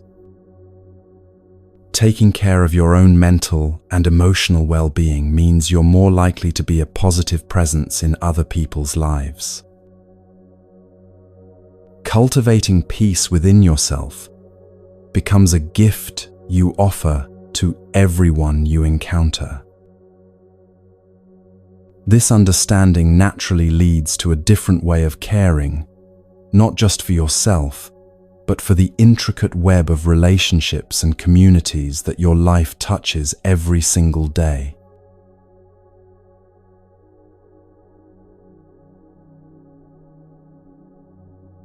There's a profound misunderstanding about compassion that causes immense suffering in our world. Many people believe that truly caring for others means sacrificing themselves completely, pouring out their energy until they're empty, giving until it hurts, and then giving some more. They think that setting boundaries or taking care of their own needs somehow diminishes their love or makes them selfish. But this approach to caring, however well-intentioned, often creates the very opposite of what we're trying to achieve. When you give from a place of depletion, when you help others while neglecting yourself, when you say yes to every request while your own well-being crumbles, you're not actually offering genuine compassion. You're offering a performance of compassion that might look noble on the surface, but lacks the sustainable foundation that true service requires. It's like trying to water a garden from an empty well. The intention is beautiful, but the resources simply aren't there. The Buddha taught something revolutionary about compassion that challenges our cultural myths about self-sacrifice. He said that true compassion must include yourself, or it becomes another form of suffering. You cannot give what you do not have. You cannot offer genuine peace if you're agitated, authentic love if you're resentful, or sustainable support if you're depleted. Think about the last time you helped someone when you were already overwhelmed and exhausted. How did it feel? Were you fully present with them? Or was part of you counting the minutes until you could escape? Did your assistance come from a place of joy and abundance, or from obligation and guilt? The person you were helping could probably sense the difference, even if neither of you acknowledged it directly. Consider the difference between helping from overflow versus helping from emptiness. When you've taken care of your basic needs, sleep, nutrition, emotional well-being, your assistance flows naturally and feels energizing. But when you're running on fumes, every act of service feels like another weight added to an already heavy load. The recipient of your help can feel this difference, even if they can't articulate it. A wise teacher once shared the story of a monastery where one monk became known for his incredible generosity. He would give away his food, his blankets, even his meditation time to help others. Other monks praised him as the most compassionate person they knew. But over time, he became increasingly irritable, exhausted, and resentful. His health deteriorated, and his presence began to feel heavy rather than uplifting. When the abbot asked him about this change, the monk broke down and confessed that he felt trapped. He wanted to take care of himself, but he was afraid that others would think he had become selfish. The abbot smiled gently and said, "A lamp that burns too bright burns out quickly. A lamp that burns steadily can light the way for many people for many years. Which serves others better?" This teaching illustrates something crucial about sustainable compassion. The goal isn't to burn as brightly as possible for as long as you can manage before collapsing. The goal is to find a way of caring that can be maintained over time, that grows stronger rather than weaker with practice. This begins with understanding that boundaries aren't walls that separate you from others. They're the foundation that allows genuine connection to flourish. When you know your limits and honor them, when you take care of your own basic needs first, you create the conditions where authentic generosity becomes possible. You're no longer giving from desperation or obligation, but from a sense of overflow and genuine care. Consider how flight attendants instruct passengers about oxygen masks during safety demonstrations. They always say to put on your own mask first before helping others, even your own children. This isn't because the airline values adults more than children. It's because you can't effectively help anyone if you're unconscious. The same principle applies to emotional and spiritual well-being. You have to ensure your own stability before you can offer genuine support to others. Boundaries might look like saying no to additional commitments when you're already stretched thin. They might mean taking time each day for activities that restore your energy rather than drain it. They could involve setting limits on how much you're willing to listen to complaints without seeing any effort towards solutions. Or they might mean asking for help when you need it, instead of trying to handle everything alone.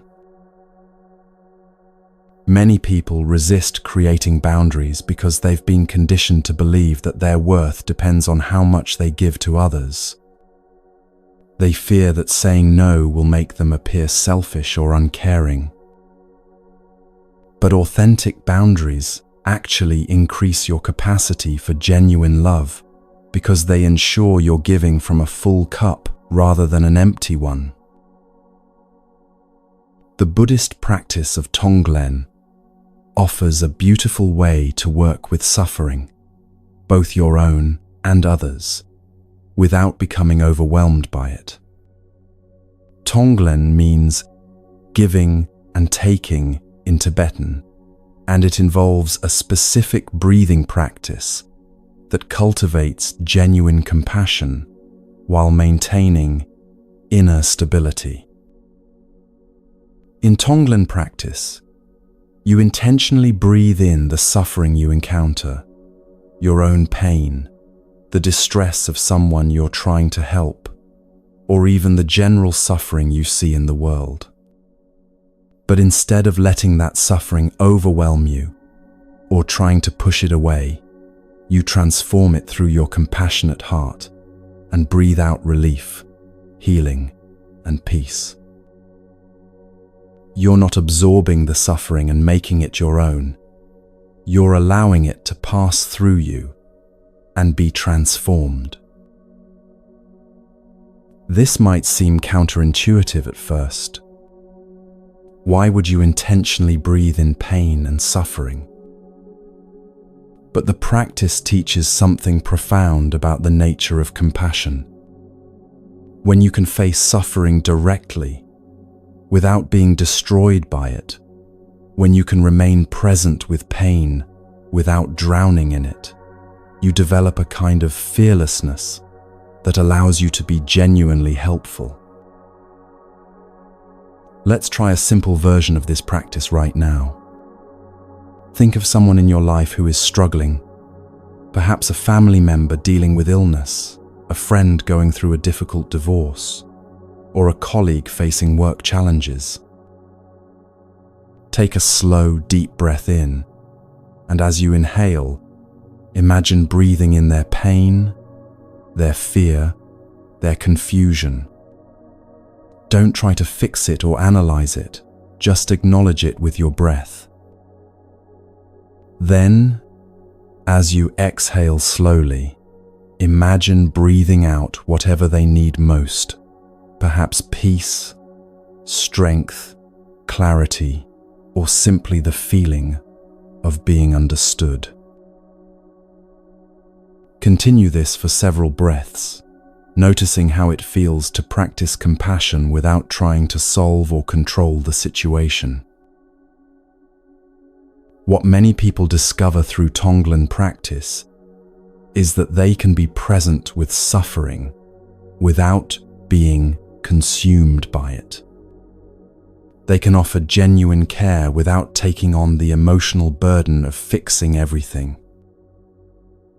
This creates space for authentic compassion to emerge, the kind that supports others without depleting yourself. But even with practices like Tonglen, you'll still encounter situations where you need to say no to requests for help. Learning to decline gracefully is one of the most important skills for maintaining sustainable compassion. The key is saying no to the request while saying yes to the person, acknowledging their need while honoring your own limitations. Here are some gentle ways to set limits that preserve relationships while protecting your energy. Instead of saying, "I can't help you," try, "I care about what you're going through, and I'm not able to take this on right now." Instead of making excuses or lengthy explanations, you might say, "That doesn't work for me, but I hope you find the support you need." Or, you could offer an alternative. "I can't commit to that project, but I could spend an hour helping you brainstorm other options." The tone you use matters as much as the words. When you speak from a place of genuine care rather than defensiveness or guilt, people can usually hear the love in your boundary. You're not rejecting them as a person. You're simply being honest about your current capacity. Sometimes the most compassionate thing you can do is refuse to enable someone's patterns of dependency or avoidance. If a friend constantly calls you to complain about their relationship, but never takes any steps to address the underlying issues, continuing to provide unlimited listening time might actually be preventing their growth. Setting a gentle boundary, perhaps saying, "I've noticed we talk about this situation often, and I wonder if it might be helpful for you to speak with a counselor who has more tools to support you," can be an act of genuine caring.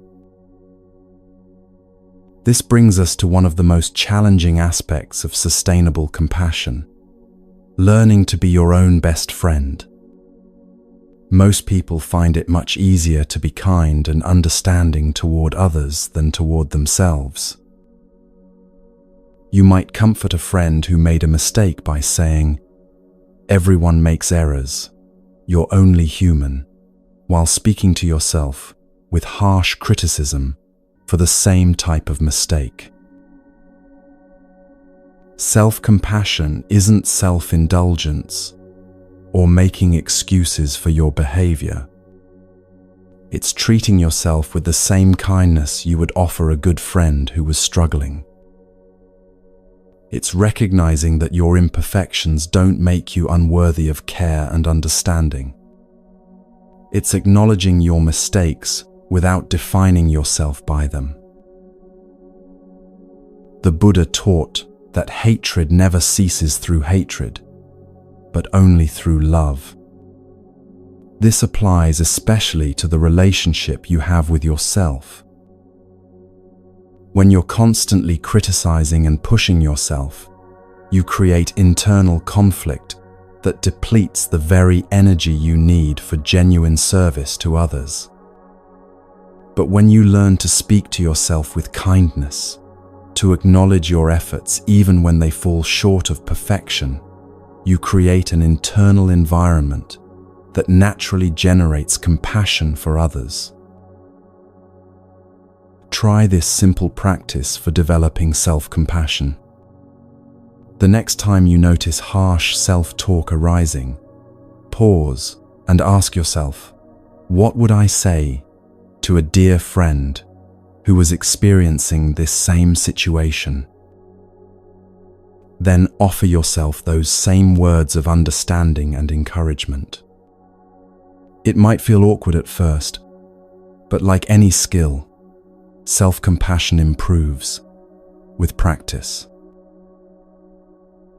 Self-compassion also means honoring your own needs without guilt. This might involve taking time for activities that restore your energy, reading, walking in nature, creating art, or simply sitting quietly with a cup of tea. It could mean asking for help when you need it, instead of trying to handle everything independently. Or it might involve setting boundaries around your time and energy so you don't constantly operate from a place of overwhelm. Notice how different it feels to take a break because you deserve rest versus taking a break because you're about to collapse. The first approach feels nurturing and sustainable. The second feels like damage control. Learning to care for yourself proactively rather than reactively changes the entire quality of your self-relationship. When you take care of yourself consistently and without guilt, something beautiful happens. Your compassion for others becomes more genuine because it's not tainted with resentment or exhaustion. Your presence becomes more peaceful because you're not constantly fighting an internal battle between your own needs and others' demands. Your service becomes more sustainable because it's rooted in abundance rather than scarcity. An ancient teaching tells of a young monk who complained to his teacher that serving others was exhausting him. "Every day I help carry water, cook meals, and tend to sick visitors," he said. "But I feel depleted rather than fulfilled." The teacher handed him 2 buckets, one with a small hole in the bottom, one that was intact.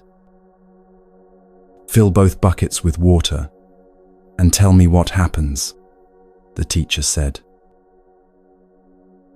After a few minutes, the monk reported that the bucket with the hole was empty, while the intact bucket remained full. "Your compassion is like the leaky bucket," the teacher explained.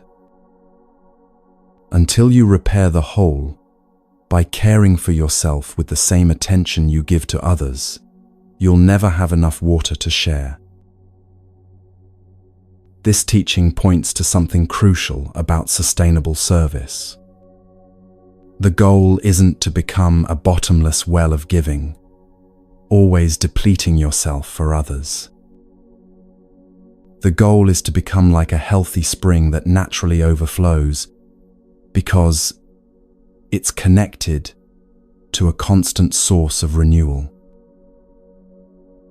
Creating sustainable compassion also means choosing your service consciously rather than saying yes to everything out of guilt or habit.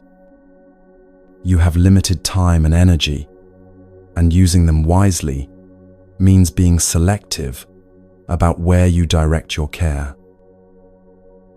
This doesn't make you selfish. It makes you strategic about how to have the greatest positive impact. Some people thrive when helping with practical tasks like cooking or organizing. Others are gifted at providing emotional support through listening and presence. Still, others might contribute best through their professional skills, creative talents, or financial resources. Knowing your unique gifts and focusing your service in those areas allows you to help more effectively while feeling energized rather than drained. You might also notice that certain types of people or situations consistently leave you feeling depleted, while others feel manageable or even energizing. This information can guide you in making conscious choices about where to invest your compassionate energy. It's not about avoiding all difficult situations, but about recognizing your limits and working within them skillfully. Sometimes sustainable compassion means saying, "I'm not the right person to help with this, but let me connect you with someone who would be perfect for what you need." Sometimes it means offering a different kind of support than what's being requested. And sometimes it means being honest that you're not available to help right now, while leaving the door open for future support when your circumstances change. The Buddhist concept of right action applies beautifully to compassionate service. Right action isn't about following rigid rules. It's about responding to each situation with wisdom and awareness. Sometimes the most loving response is to jump in and help immediately. Sometimes it's to step back and allow someone to develop their own strength. Sometimes it's to refer them to more appropriate resources. The key is acting from clarity rather than from guilt, fear, or automatic patterns. As you develop this more balanced approach to caring, you might discover something unexpected. When you're not constantly depleted from overgiving, when you're not resentful from neglecting your own needs, when you're not overwhelmed from taking on more than you can handle, you actually become more generous, not less. Your compassion becomes more genuine, your presence more peaceful, your service more effective. People begin to seek you out not because you'll solve all their problems, but because you offer something increasingly rare in our world, the gift of calm, grounded presence. You become someone who can be with others in their pain without adding your own anxiety to the situation. You offer support that empowers rather than enables, care that strengthens rather than weakens. This balanced way of being leads us to discover something revolutionary about having less, needing less, and finding freedom in the beautiful simplicity of a life well lived.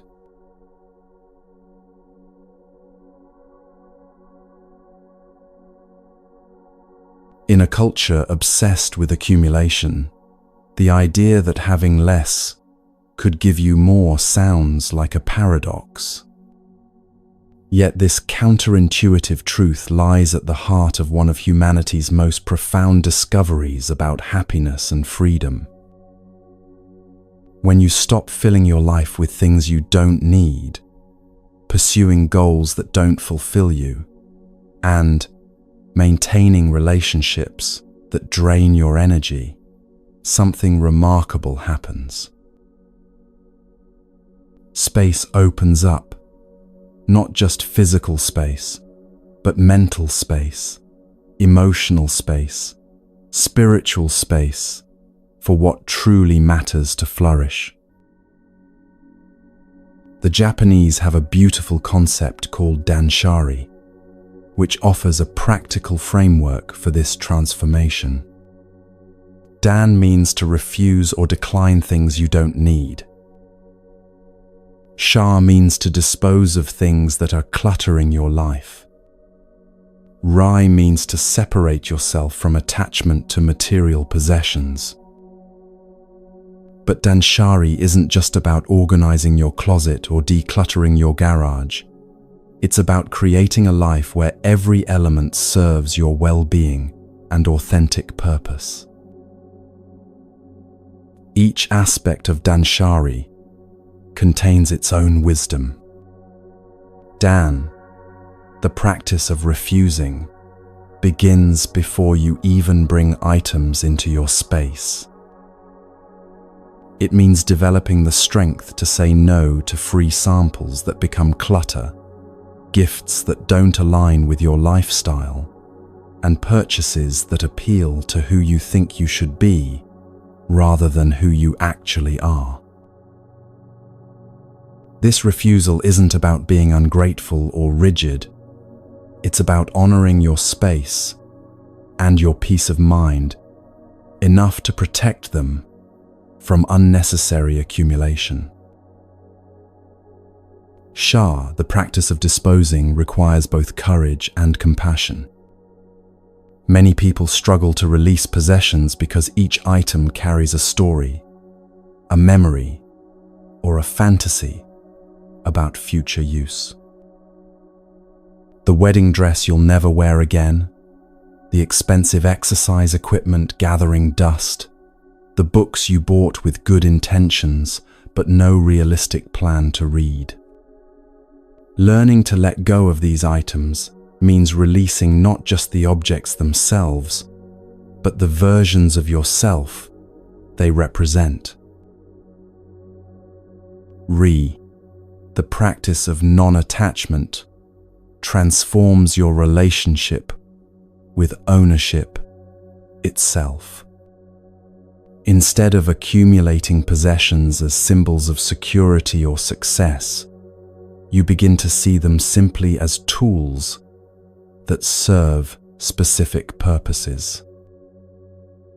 When something no longer serves its purpose, you can release it without trauma because your identity isn't wrapped up in your possessions.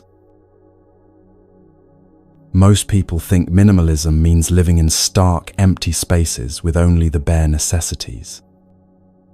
But true simplicity isn't about deprivation, it's about discernment. It's about surrounding yourself only with things that add genuine value to your life, while releasing everything that creates burden, distraction, or stress. When you apply this principle consistently, you discover that you can live richly with far less than you ever imagined. Consider how much mental energy you spend managing your possessions. Every item you own requires some degree of attention: where to store it, how to maintain it, whether to repair or replace it when it breaks. Multiply this by the hundreds or thousands of objects most people accumulate, and you begin to see how possessions can slowly but surely take possession of you. The hidden costs of ownership extend far beyond the initial purchase price. Your beautiful china requires special storage and careful handling. Your extensive wardrobe needs organizing, cleaning, and seasonal rotation. Your collection of gadgets demands updates, maintenance, and eventual replacement. Each possession becomes a small but persistent drain on your time, attention, and resources.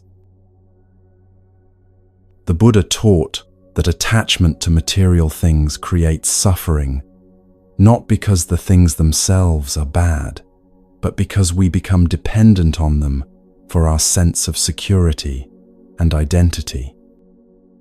When your peace of mind depends on having the latest technology, wearing certain brands, or living in a particular neighborhood, you become vulnerable to circumstances beyond your control.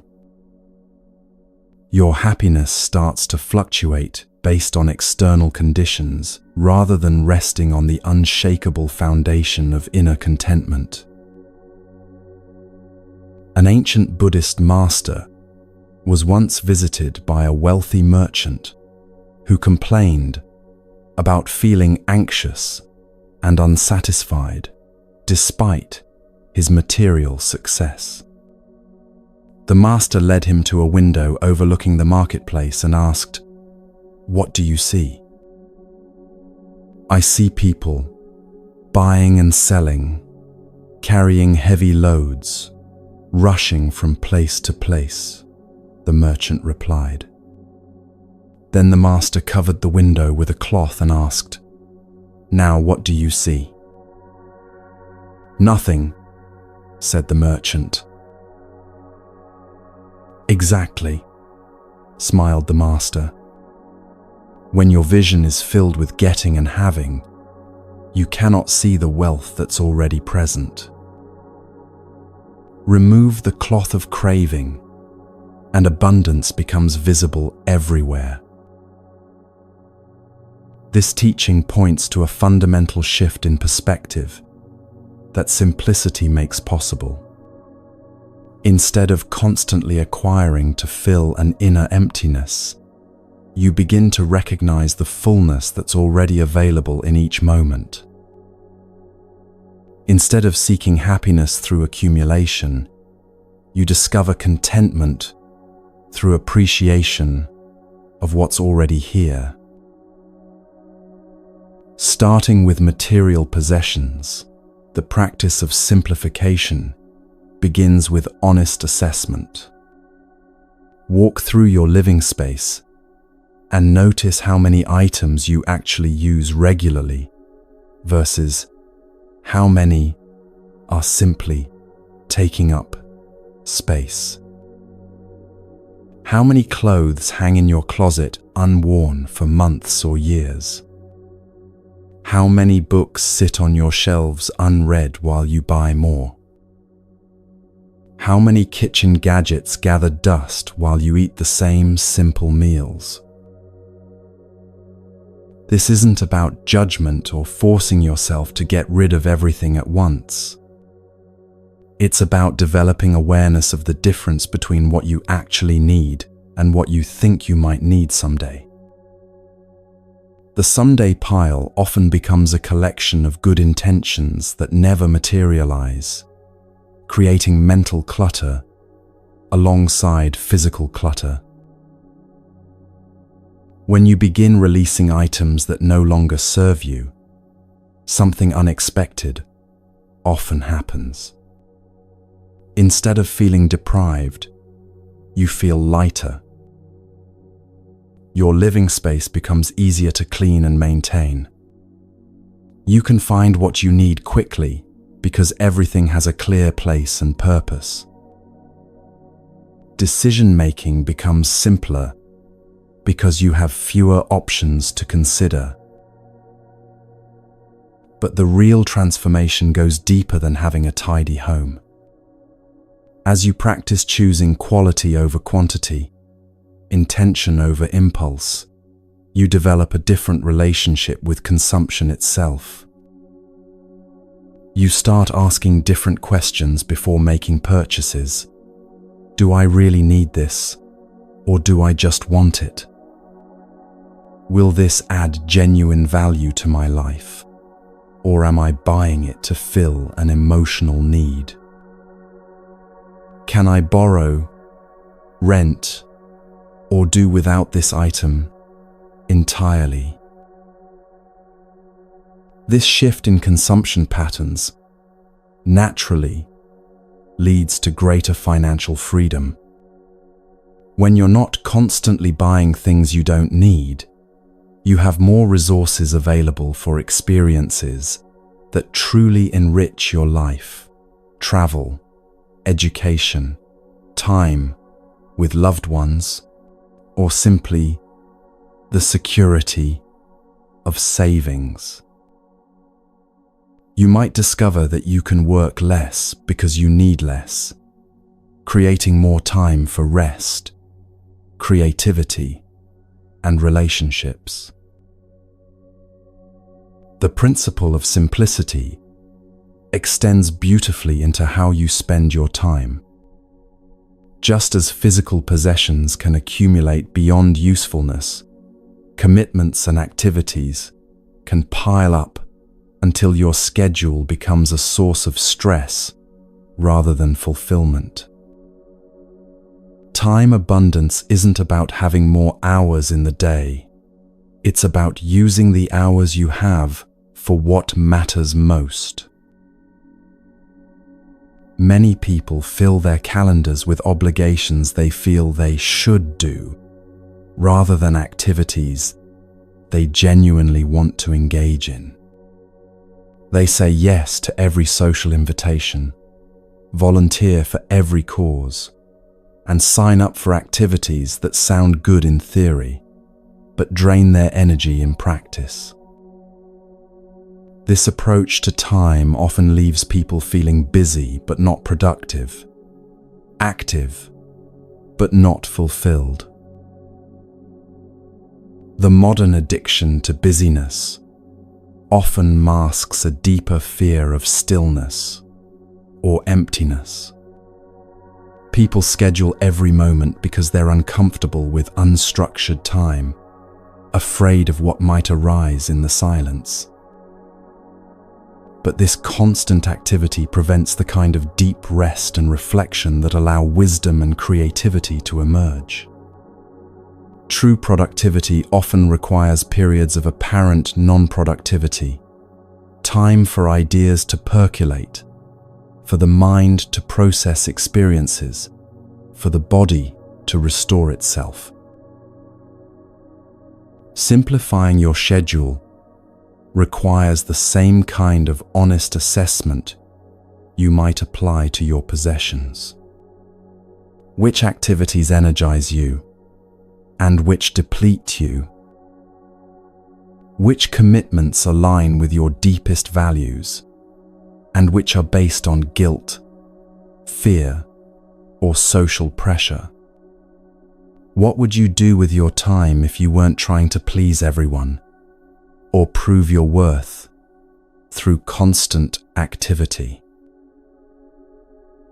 The Buddhist concept of right livelihood applies not just to your work, but to how you spend all your time. Right livelihood means engaging in activities that support your well-being and the well-being of others, while avoiding those that create harm or unnecessary suffering. When you apply this principle to your daily choices, you naturally gravitate towards simplicity because complex, stressful lifestyles rarely support genuine well-being. Creating time abundance might mean saying no to social events that you attend out of obligation rather than joy. It could involve setting boundaries around work hours, so you have space for rest and reflection. It might mean choosing one or two activities to pursue deeply, rather than sampling everything superficially. The goal isn't to become inactive or antisocial, but to ensure that your time is spent in ways that nourish rather than drain you. This selective approach to time naturally extends to relationships as well. In our interconnected world, it's easy to maintain hundreds of shallow connections through social media while neglecting the deeper relationships that truly sustain us. Simplicity in relationships doesn't mean becoming a hermit. It means investing your emotional energy in connections that are mutual, supportive, and authentic. Consider the difference between having 200 social media friends you barely know versus having 10 close friends who truly understand and support you. Which scenario provides more genuine connection and emotional nourishment? Quality relationships require time, attention, and emotional investment. When you spread yourself too thin across too many superficial connections, you may find that none of your relationships feel deeply satisfying. A Zen master once compared relationships to tending a garden. You could scatter seeds everywhere and hope something grows, he said. But the wise gardener chooses a smaller plot and tends it with care. The harvest from well-tended soil will always be richer than what grows wild in untended ground. This doesn't mean being exclusive or unkind to people outside your inner circle. It means recognizing that your emotional energy is precious and finite, and choosing to invest it where it can create the most mutual growth and joy.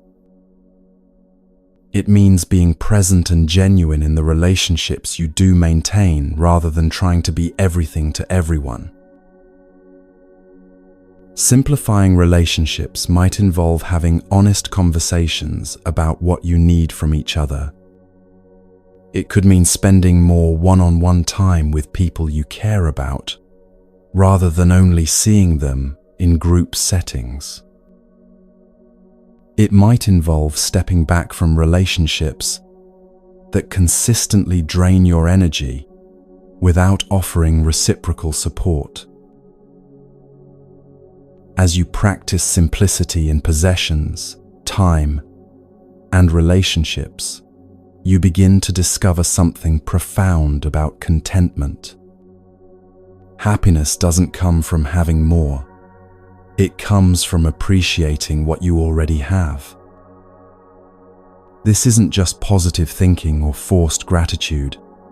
It's a fundamental shift in how you perceive wealth and abundance. When your life isn't cluttered with excess possessions, overwhelming schedules, and draining relationships, you have the mental space to notice the richness that was always present. You begin to savor your morning coffee instead of rushing through it. You appreciate the comfort of your home rather than constantly thinking about how to improve it. You enjoy conversations with friends instead of worrying about the next social obligation. The Buddha taught that contentment is the greatest wealth.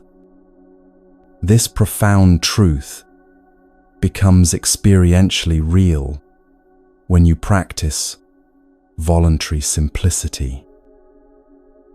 You discover that you can be happy with far less than you thought necessary, which creates an unshakable sense of security that no external circumstances can threaten. This contentment isn't complacency or lack of ambition. You can still have goals and work toward positive changes in your life. But your peace of mind no longer depends on achieving those goals. Your sense of worth isn't tied to your accomplishments or possessions. You can engage fully with life while holding your attachments lightly. Practically speaking, developing a minimalist mindset begins with small, manageable steps. You might start by implementing a one-in, one-out policy. For every new item you bring into your home, one existing item leaves. This prevents accumulation while encouraging mindful consumption. Try the 30-day rule for non-essential purchases. When you want to buy something you don't immediately need, wait 30 days before making the purchase. Often, you'll discover that the desire has passed and you don't actually want or need the item anymore.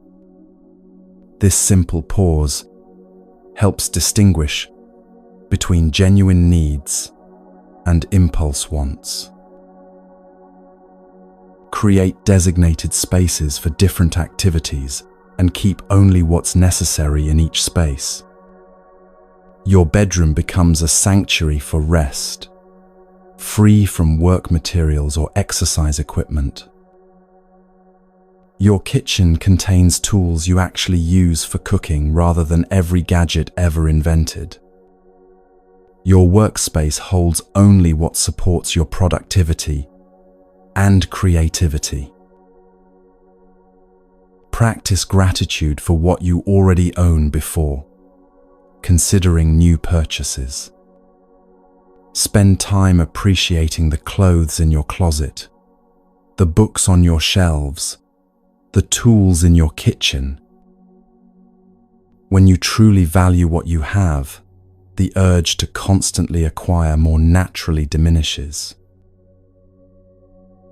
Apply the same principles to your digital life. Unsubscribe from email lists that clutter your inbox with content you don't read. Limit your social media consumption to platforms and accounts that add genuine value to your life. Organize your digital files so you can find what you need quickly, rather than maintaining chaotic folders you never clean. Consider implementing regular digital detoxes, periods where you disconnect from devices and reconnect with immediate physical reality. Start with an hour each evening, then perhaps expand to device-free mornings or entire weekend days. Notice how this digital simplicity affects your mental clarity, creativity, and sense of presence. As you practice these various forms of simplification, something beautiful begins to emerge. Your life becomes more aligned with your deepest values because you've removed the clutter that was obscuring what truly matters. You have more energy for creativity, service, and connection because you're not constantly managing excess. Your decision-making becomes clearer because you're not overwhelmed by too many options. You might discover that simple pleasures bring more satisfaction than expensive ones. A walk in nature feels more restorative than a shopping trip. A home-cooked meal shared with loved ones creates more joy than dining at trendy restaurants. Reading a book you've been meaning to enjoy brings more fulfillment than buying 3 new books you may never read. This isn't about depriving yourself of life's pleasures, but about recognizing which pleasures actually please you versus which ones you pursue out of habit or social conditioning. Simplicity helps you distinguish between authentic desires and manufactured wants. It creates space for your true preferences to emerge from beneath layers of cultural messaging about what should make you happy. These practices naturally weave together into a new way of living, one where your outer life reflects your inner values, where your daily choices support your deepest aspirations, and where you have the freedom to focus on what truly brings meaning and joy to your existence.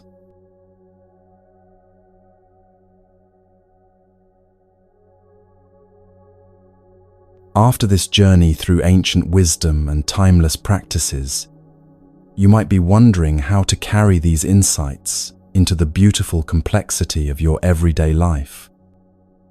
The truth is, transformation doesn't happen through grand gestures or perfect execution of elaborate spiritual routines. It happens through small, consistent choices that gradually reshape how you move through each ordinary day. Every morning offers a fresh opportunity to practice what you've learned. Every interaction becomes a chance to apply compassion. Every challenge transforms into a teacher in disguise. The beauty of Buddhist wisdom lies in its accessibility.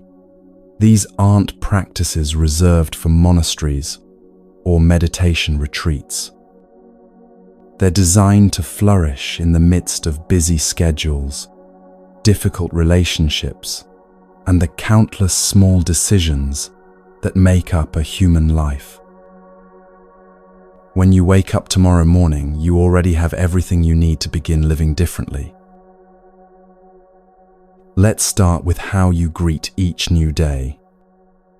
Before your feet hit the floor, before you reach for your phone, before your mind starts racing through the day's agenda, you have a precious window of possibility. This moment between sleep and activity is like soft clay. It can be shaped intentionally or left to harden into familiar patterns. Try beginning each day with what we might call a gratitude breath. Simply notice that you've been given another day of life, another opportunity to experience this mysterious gift of consciousness. You don't need to feel grateful for everything in your life, just for the fact that you're here, awake, capable of choice. This small recognition plants a seed of appreciation that can influence how you perceive everything that follows. Before getting out of bed, you might also set a gentle intention for the day. Not a rigid plan or impossible goal, but a simple quality you'd like to cultivate. Perhaps today, you'll practice patience with delays and interruptions. Maybe you'll focus on truly listening when people speak to you. Or you might commit to noticing beauty in ordinary moments throughout your day. This intention becomes like a thread weaving through your experiences, giving them coherence and purpose. As you move through your morning routine, experiment with presence rather than autopilot. Feel the water as you brush your teeth. Taste your breakfast instead of scrolling through news. Notice your body as you get dressed. These aren't additional tasks to add to your routine. They're ways of inhabiting the tasks you're already doing with greater awareness. Consider turning your shower into a brief meditation. Feel the temperature of the water. Notice how it sounds as it hits your skin. Appreciate the simple luxury of being clean and comfortable. Let the water wash away not just physical dirt, but also the mental residue from yesterday, old worries, lingering resentments, anxiety about what's ahead. Step out feeling refreshed, not just physically, but emotionally and spiritually as well. Your morning beverage becomes another opportunity for mindful practice. Whether you drink coffee, tea, or something else entirely, let this be a moment of pure appreciation. Notice the aroma. Feel the warmth of the cup in your hands. Taste the first sip, slowly and deliberately. This simple act of presence can anchor you in your body and in the current moment, setting a tone of awareness for everything that follows. When you step into your workday, you enter a perfect laboratory for practicing Buddhist principles.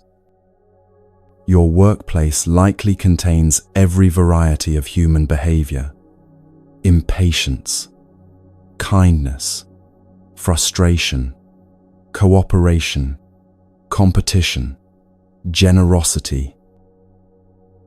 Each interaction offers an opportunity to practice what you've learned about letting go, staying present, and responding rather than reacting. Consider how you might apply conscious karma in your professional life. Every email you send plants seeds in someone's day. Will they be seeds of clarity or confusion, helpfulness or irritation? Every conversation you have influences the atmosphere around you. Are you contributing to stress and negativity, or are you offering calm presence and genuine attention? These choices matter not because you're trying to be perfect, but because they create the very environment you'll be working in. When you receive a challenging email or message, try pausing before responding. Take 3 conscious breaths and ask yourself, what response would be most skillful? Often, the first reaction that arises is defensive or reactive, while a slightly delayed response tends to be more thoughtful and constructive. This small practice of pausing can prevent countless conflicts and misunderstandings while building your reputation as someone who communicates with wisdom and care. During meetings and conferences, practice the art of listening without immediately formulating your response. Can you hear not just the words being spoken, but the emotions and needs underneath them? Can you ask questions that help clarify, rather than questions that prove your intelligence? Can you support good ideas regardless of who suggests them, letting go of the need to be right or to get credit? When conflicts arise at work, and they will, you can practice the art of responding from centeredness rather than reactivity. This doesn't mean becoming passive or allowing others to take advantage of you. It means taking a breath before speaking, asking yourself what response would be most skillful rather than most immediately satisfying. Sometimes skillful means setting a firm boundary. Sometimes it means asking questions to understand better. Sometimes it means simply listening without trying to solve everything. If you find yourself in a disagreement with a colleague, try to understand their perspective before defending your own. What pressures might they be facing that you're not aware of? What needs are they trying to meet through their position? This doesn't mean agreeing with them or abandoning your own viewpoint, but it creates space for more creative solutions that might address everyone's concerns. The practice of compassionate boundaries becomes especially important in professional settings. You can care about your colleagues' well-being without taking responsibility for their emotions. You can be helpful without being available for every crisis. You can be kind without saying yes to every request that depletes your energy. Learning to navigate these nuances with wisdom rather than guilt is one of the most practical applications of Buddhist teachings. When someone asks you to take on additional work or responsibility, practice the pause before automatically saying yes. Ask yourself honestly whether you have the capacity to do this well, without sacrificing your other commitments or your well-being. If the answer is no, practice saying so with kindness but clarity. You might say something like, "I appreciate you thinking of me for this project, and I don't have the bandwidth to give it the attention it deserves right now." Your commute to and from work offers another opportunity for practice. Instead of viewing travel time as lost time, you can use it for informal meditation. If you're driving, practice staying present with the experience of steering, breathing, observing the world around you. If you're on public transportation, experiment with loving-kindness meditation, silently wishing well-being for the strangers sharing your journey. During your commute, you might also practice patience as a form of training. When traffic is slow or your train is delayed, instead of feeling frustrated, use these moments as opportunities to cultivate equanimity. Remind yourself that impatience won't make things move faster, but it will make your experience more unpleasant. Practice accepting what you cannot control while staying alert to what you can influence: your breathing, your thoughts, your emotional response to circumstances. When you arrive home, the transition from work mode to personal life becomes another moment for conscious choice. Many people carry the stress and mental chatter of their workday into their evenings, contaminating their rest time with worries they can't actually resolve. Creating a simple ritual for releasing the day, perhaps taking 3 conscious breaths at your door, or spending a few minutes in silence before engaging with family, can help you be more present for the people and activities you care about most. You might develop a practice of mentally reviewing your workday as you travel home, acknowledging what went well and what you learned, then consciously setting that aside so you can be fully available for your evening. Imagine leaving work concerns in an imaginary container outside your home, knowing they'll be there tomorrow if you need to address them, but freeing yourself to be present with whatever comes next. Your relationships with family and friends become the most tender ground for practicing Buddhist wisdom. These are the people who know you best, who can trigger your deepest patterns, who see through your spiritual pretenses.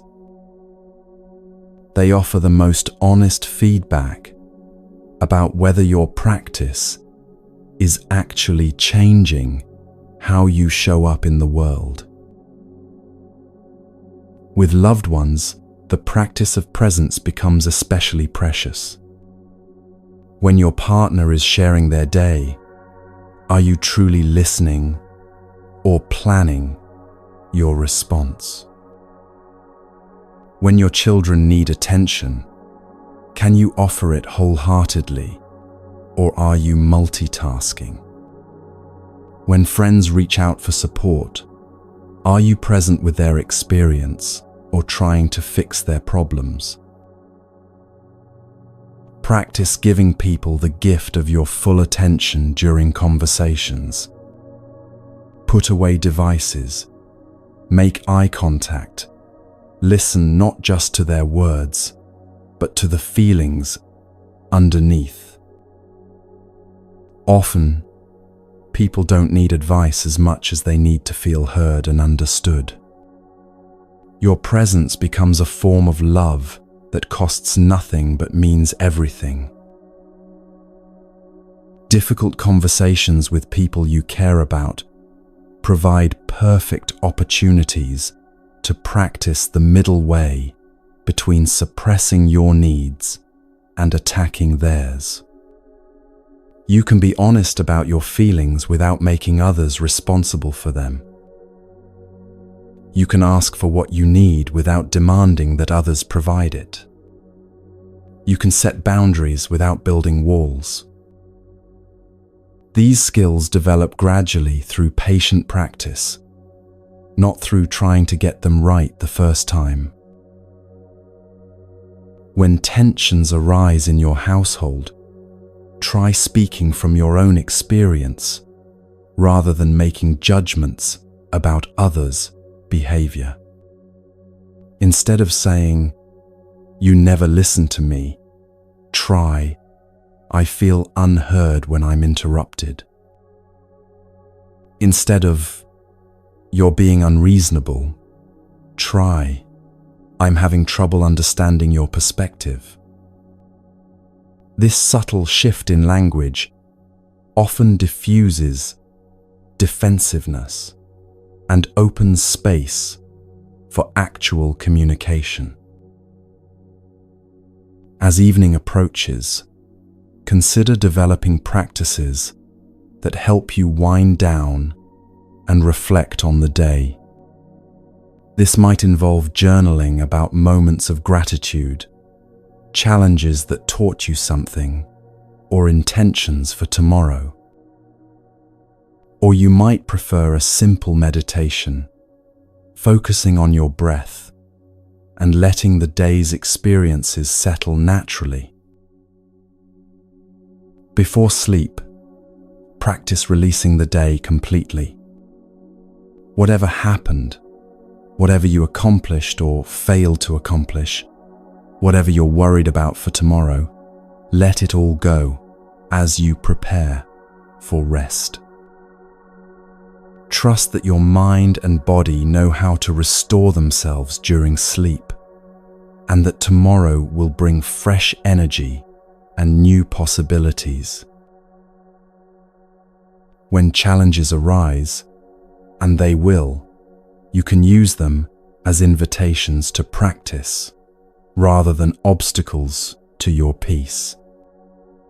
The unexpected expense, the difficult diagnosis, the relationship conflict, the job uncertainty, these situations test whether your spiritual insights can weather real stress. This isn't about pretending to be grateful for difficulties or suppressing your natural responses to hardship. It's about remembering that your peace doesn't depend on everything going smoothly, and that you have resources for dealing with whatever arises. When facing a significant challenge, try breaking it down into what you can control and what you cannot. Focus your energy on the aspects within your influence, while practicing acceptance of what lies beyond your control. This isn't passive resignation, but active wisdom, choosing where to direct your limited resources for maximum effectiveness. One of the most important practices for sustaining this way of life is releasing perfectionism about your spiritual progress. You will have days when you forget everything you've learned and react from old patterns. You will catch yourself being impatient, judgmental, or defensive despite your best intentions. This doesn't mean you're failing. It means you're human. The practice is in noticing when you've strayed from your intentions and gently redirecting yourself without self-punishment. Think of your spiritual practice like learning to play a musical instrument. Some days your practice session will feel inspired and flowing. Other days, your fingers will feel clumsy and nothing will sound right. But consistency matters more than perfection.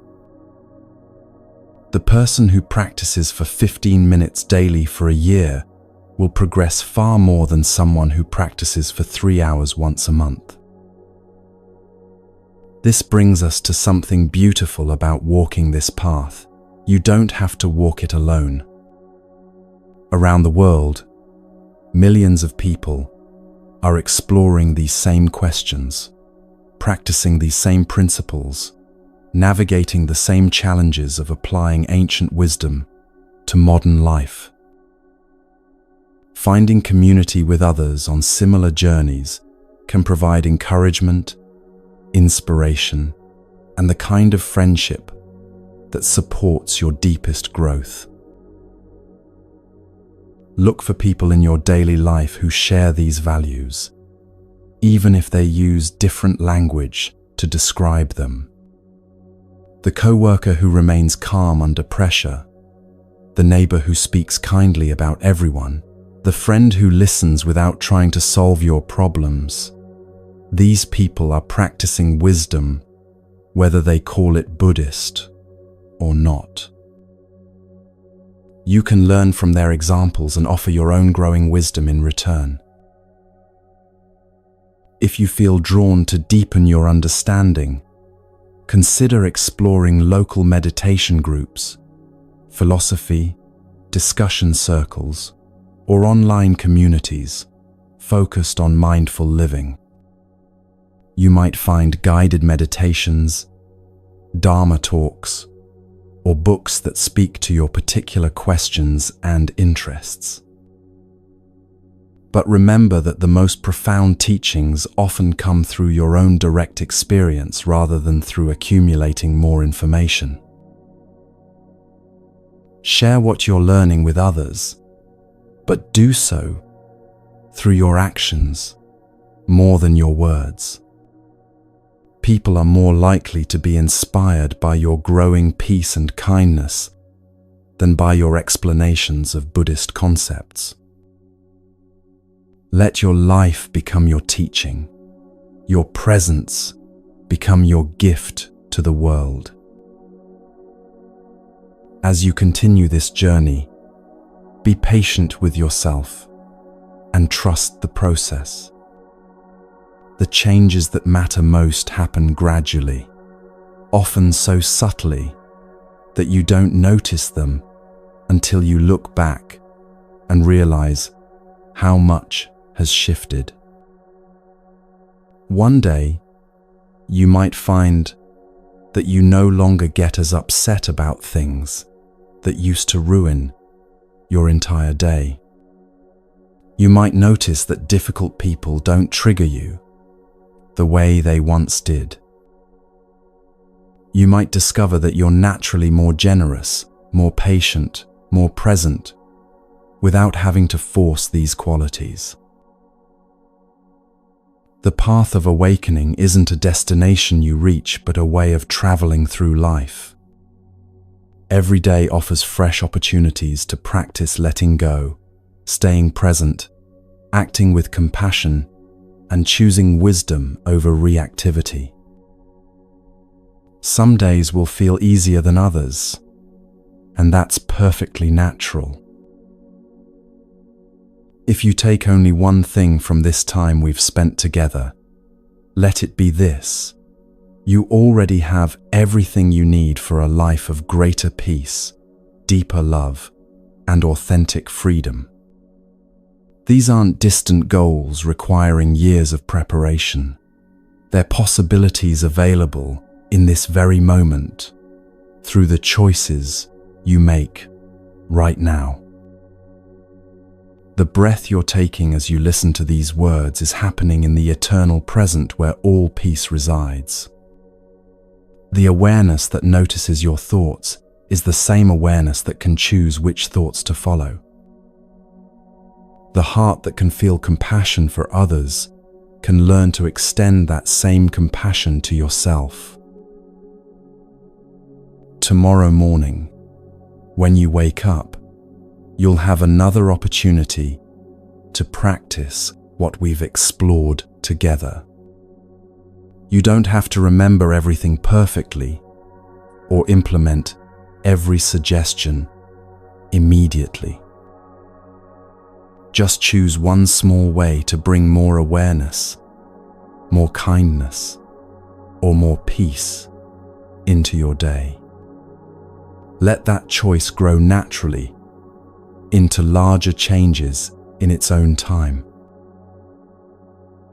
The world needs people who are committed to waking up, to choosing love over fear, presence over distraction, wisdom over reactivity.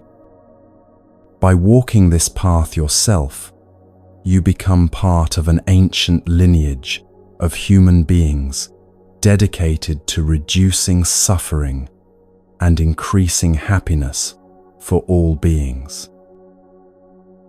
Your personal transformation ripples outward in ways you may never fully know, touching lives and creating positive change far beyond what you can see. As we come to the end of this particular journey together, take a moment to appreciate how far you've traveled.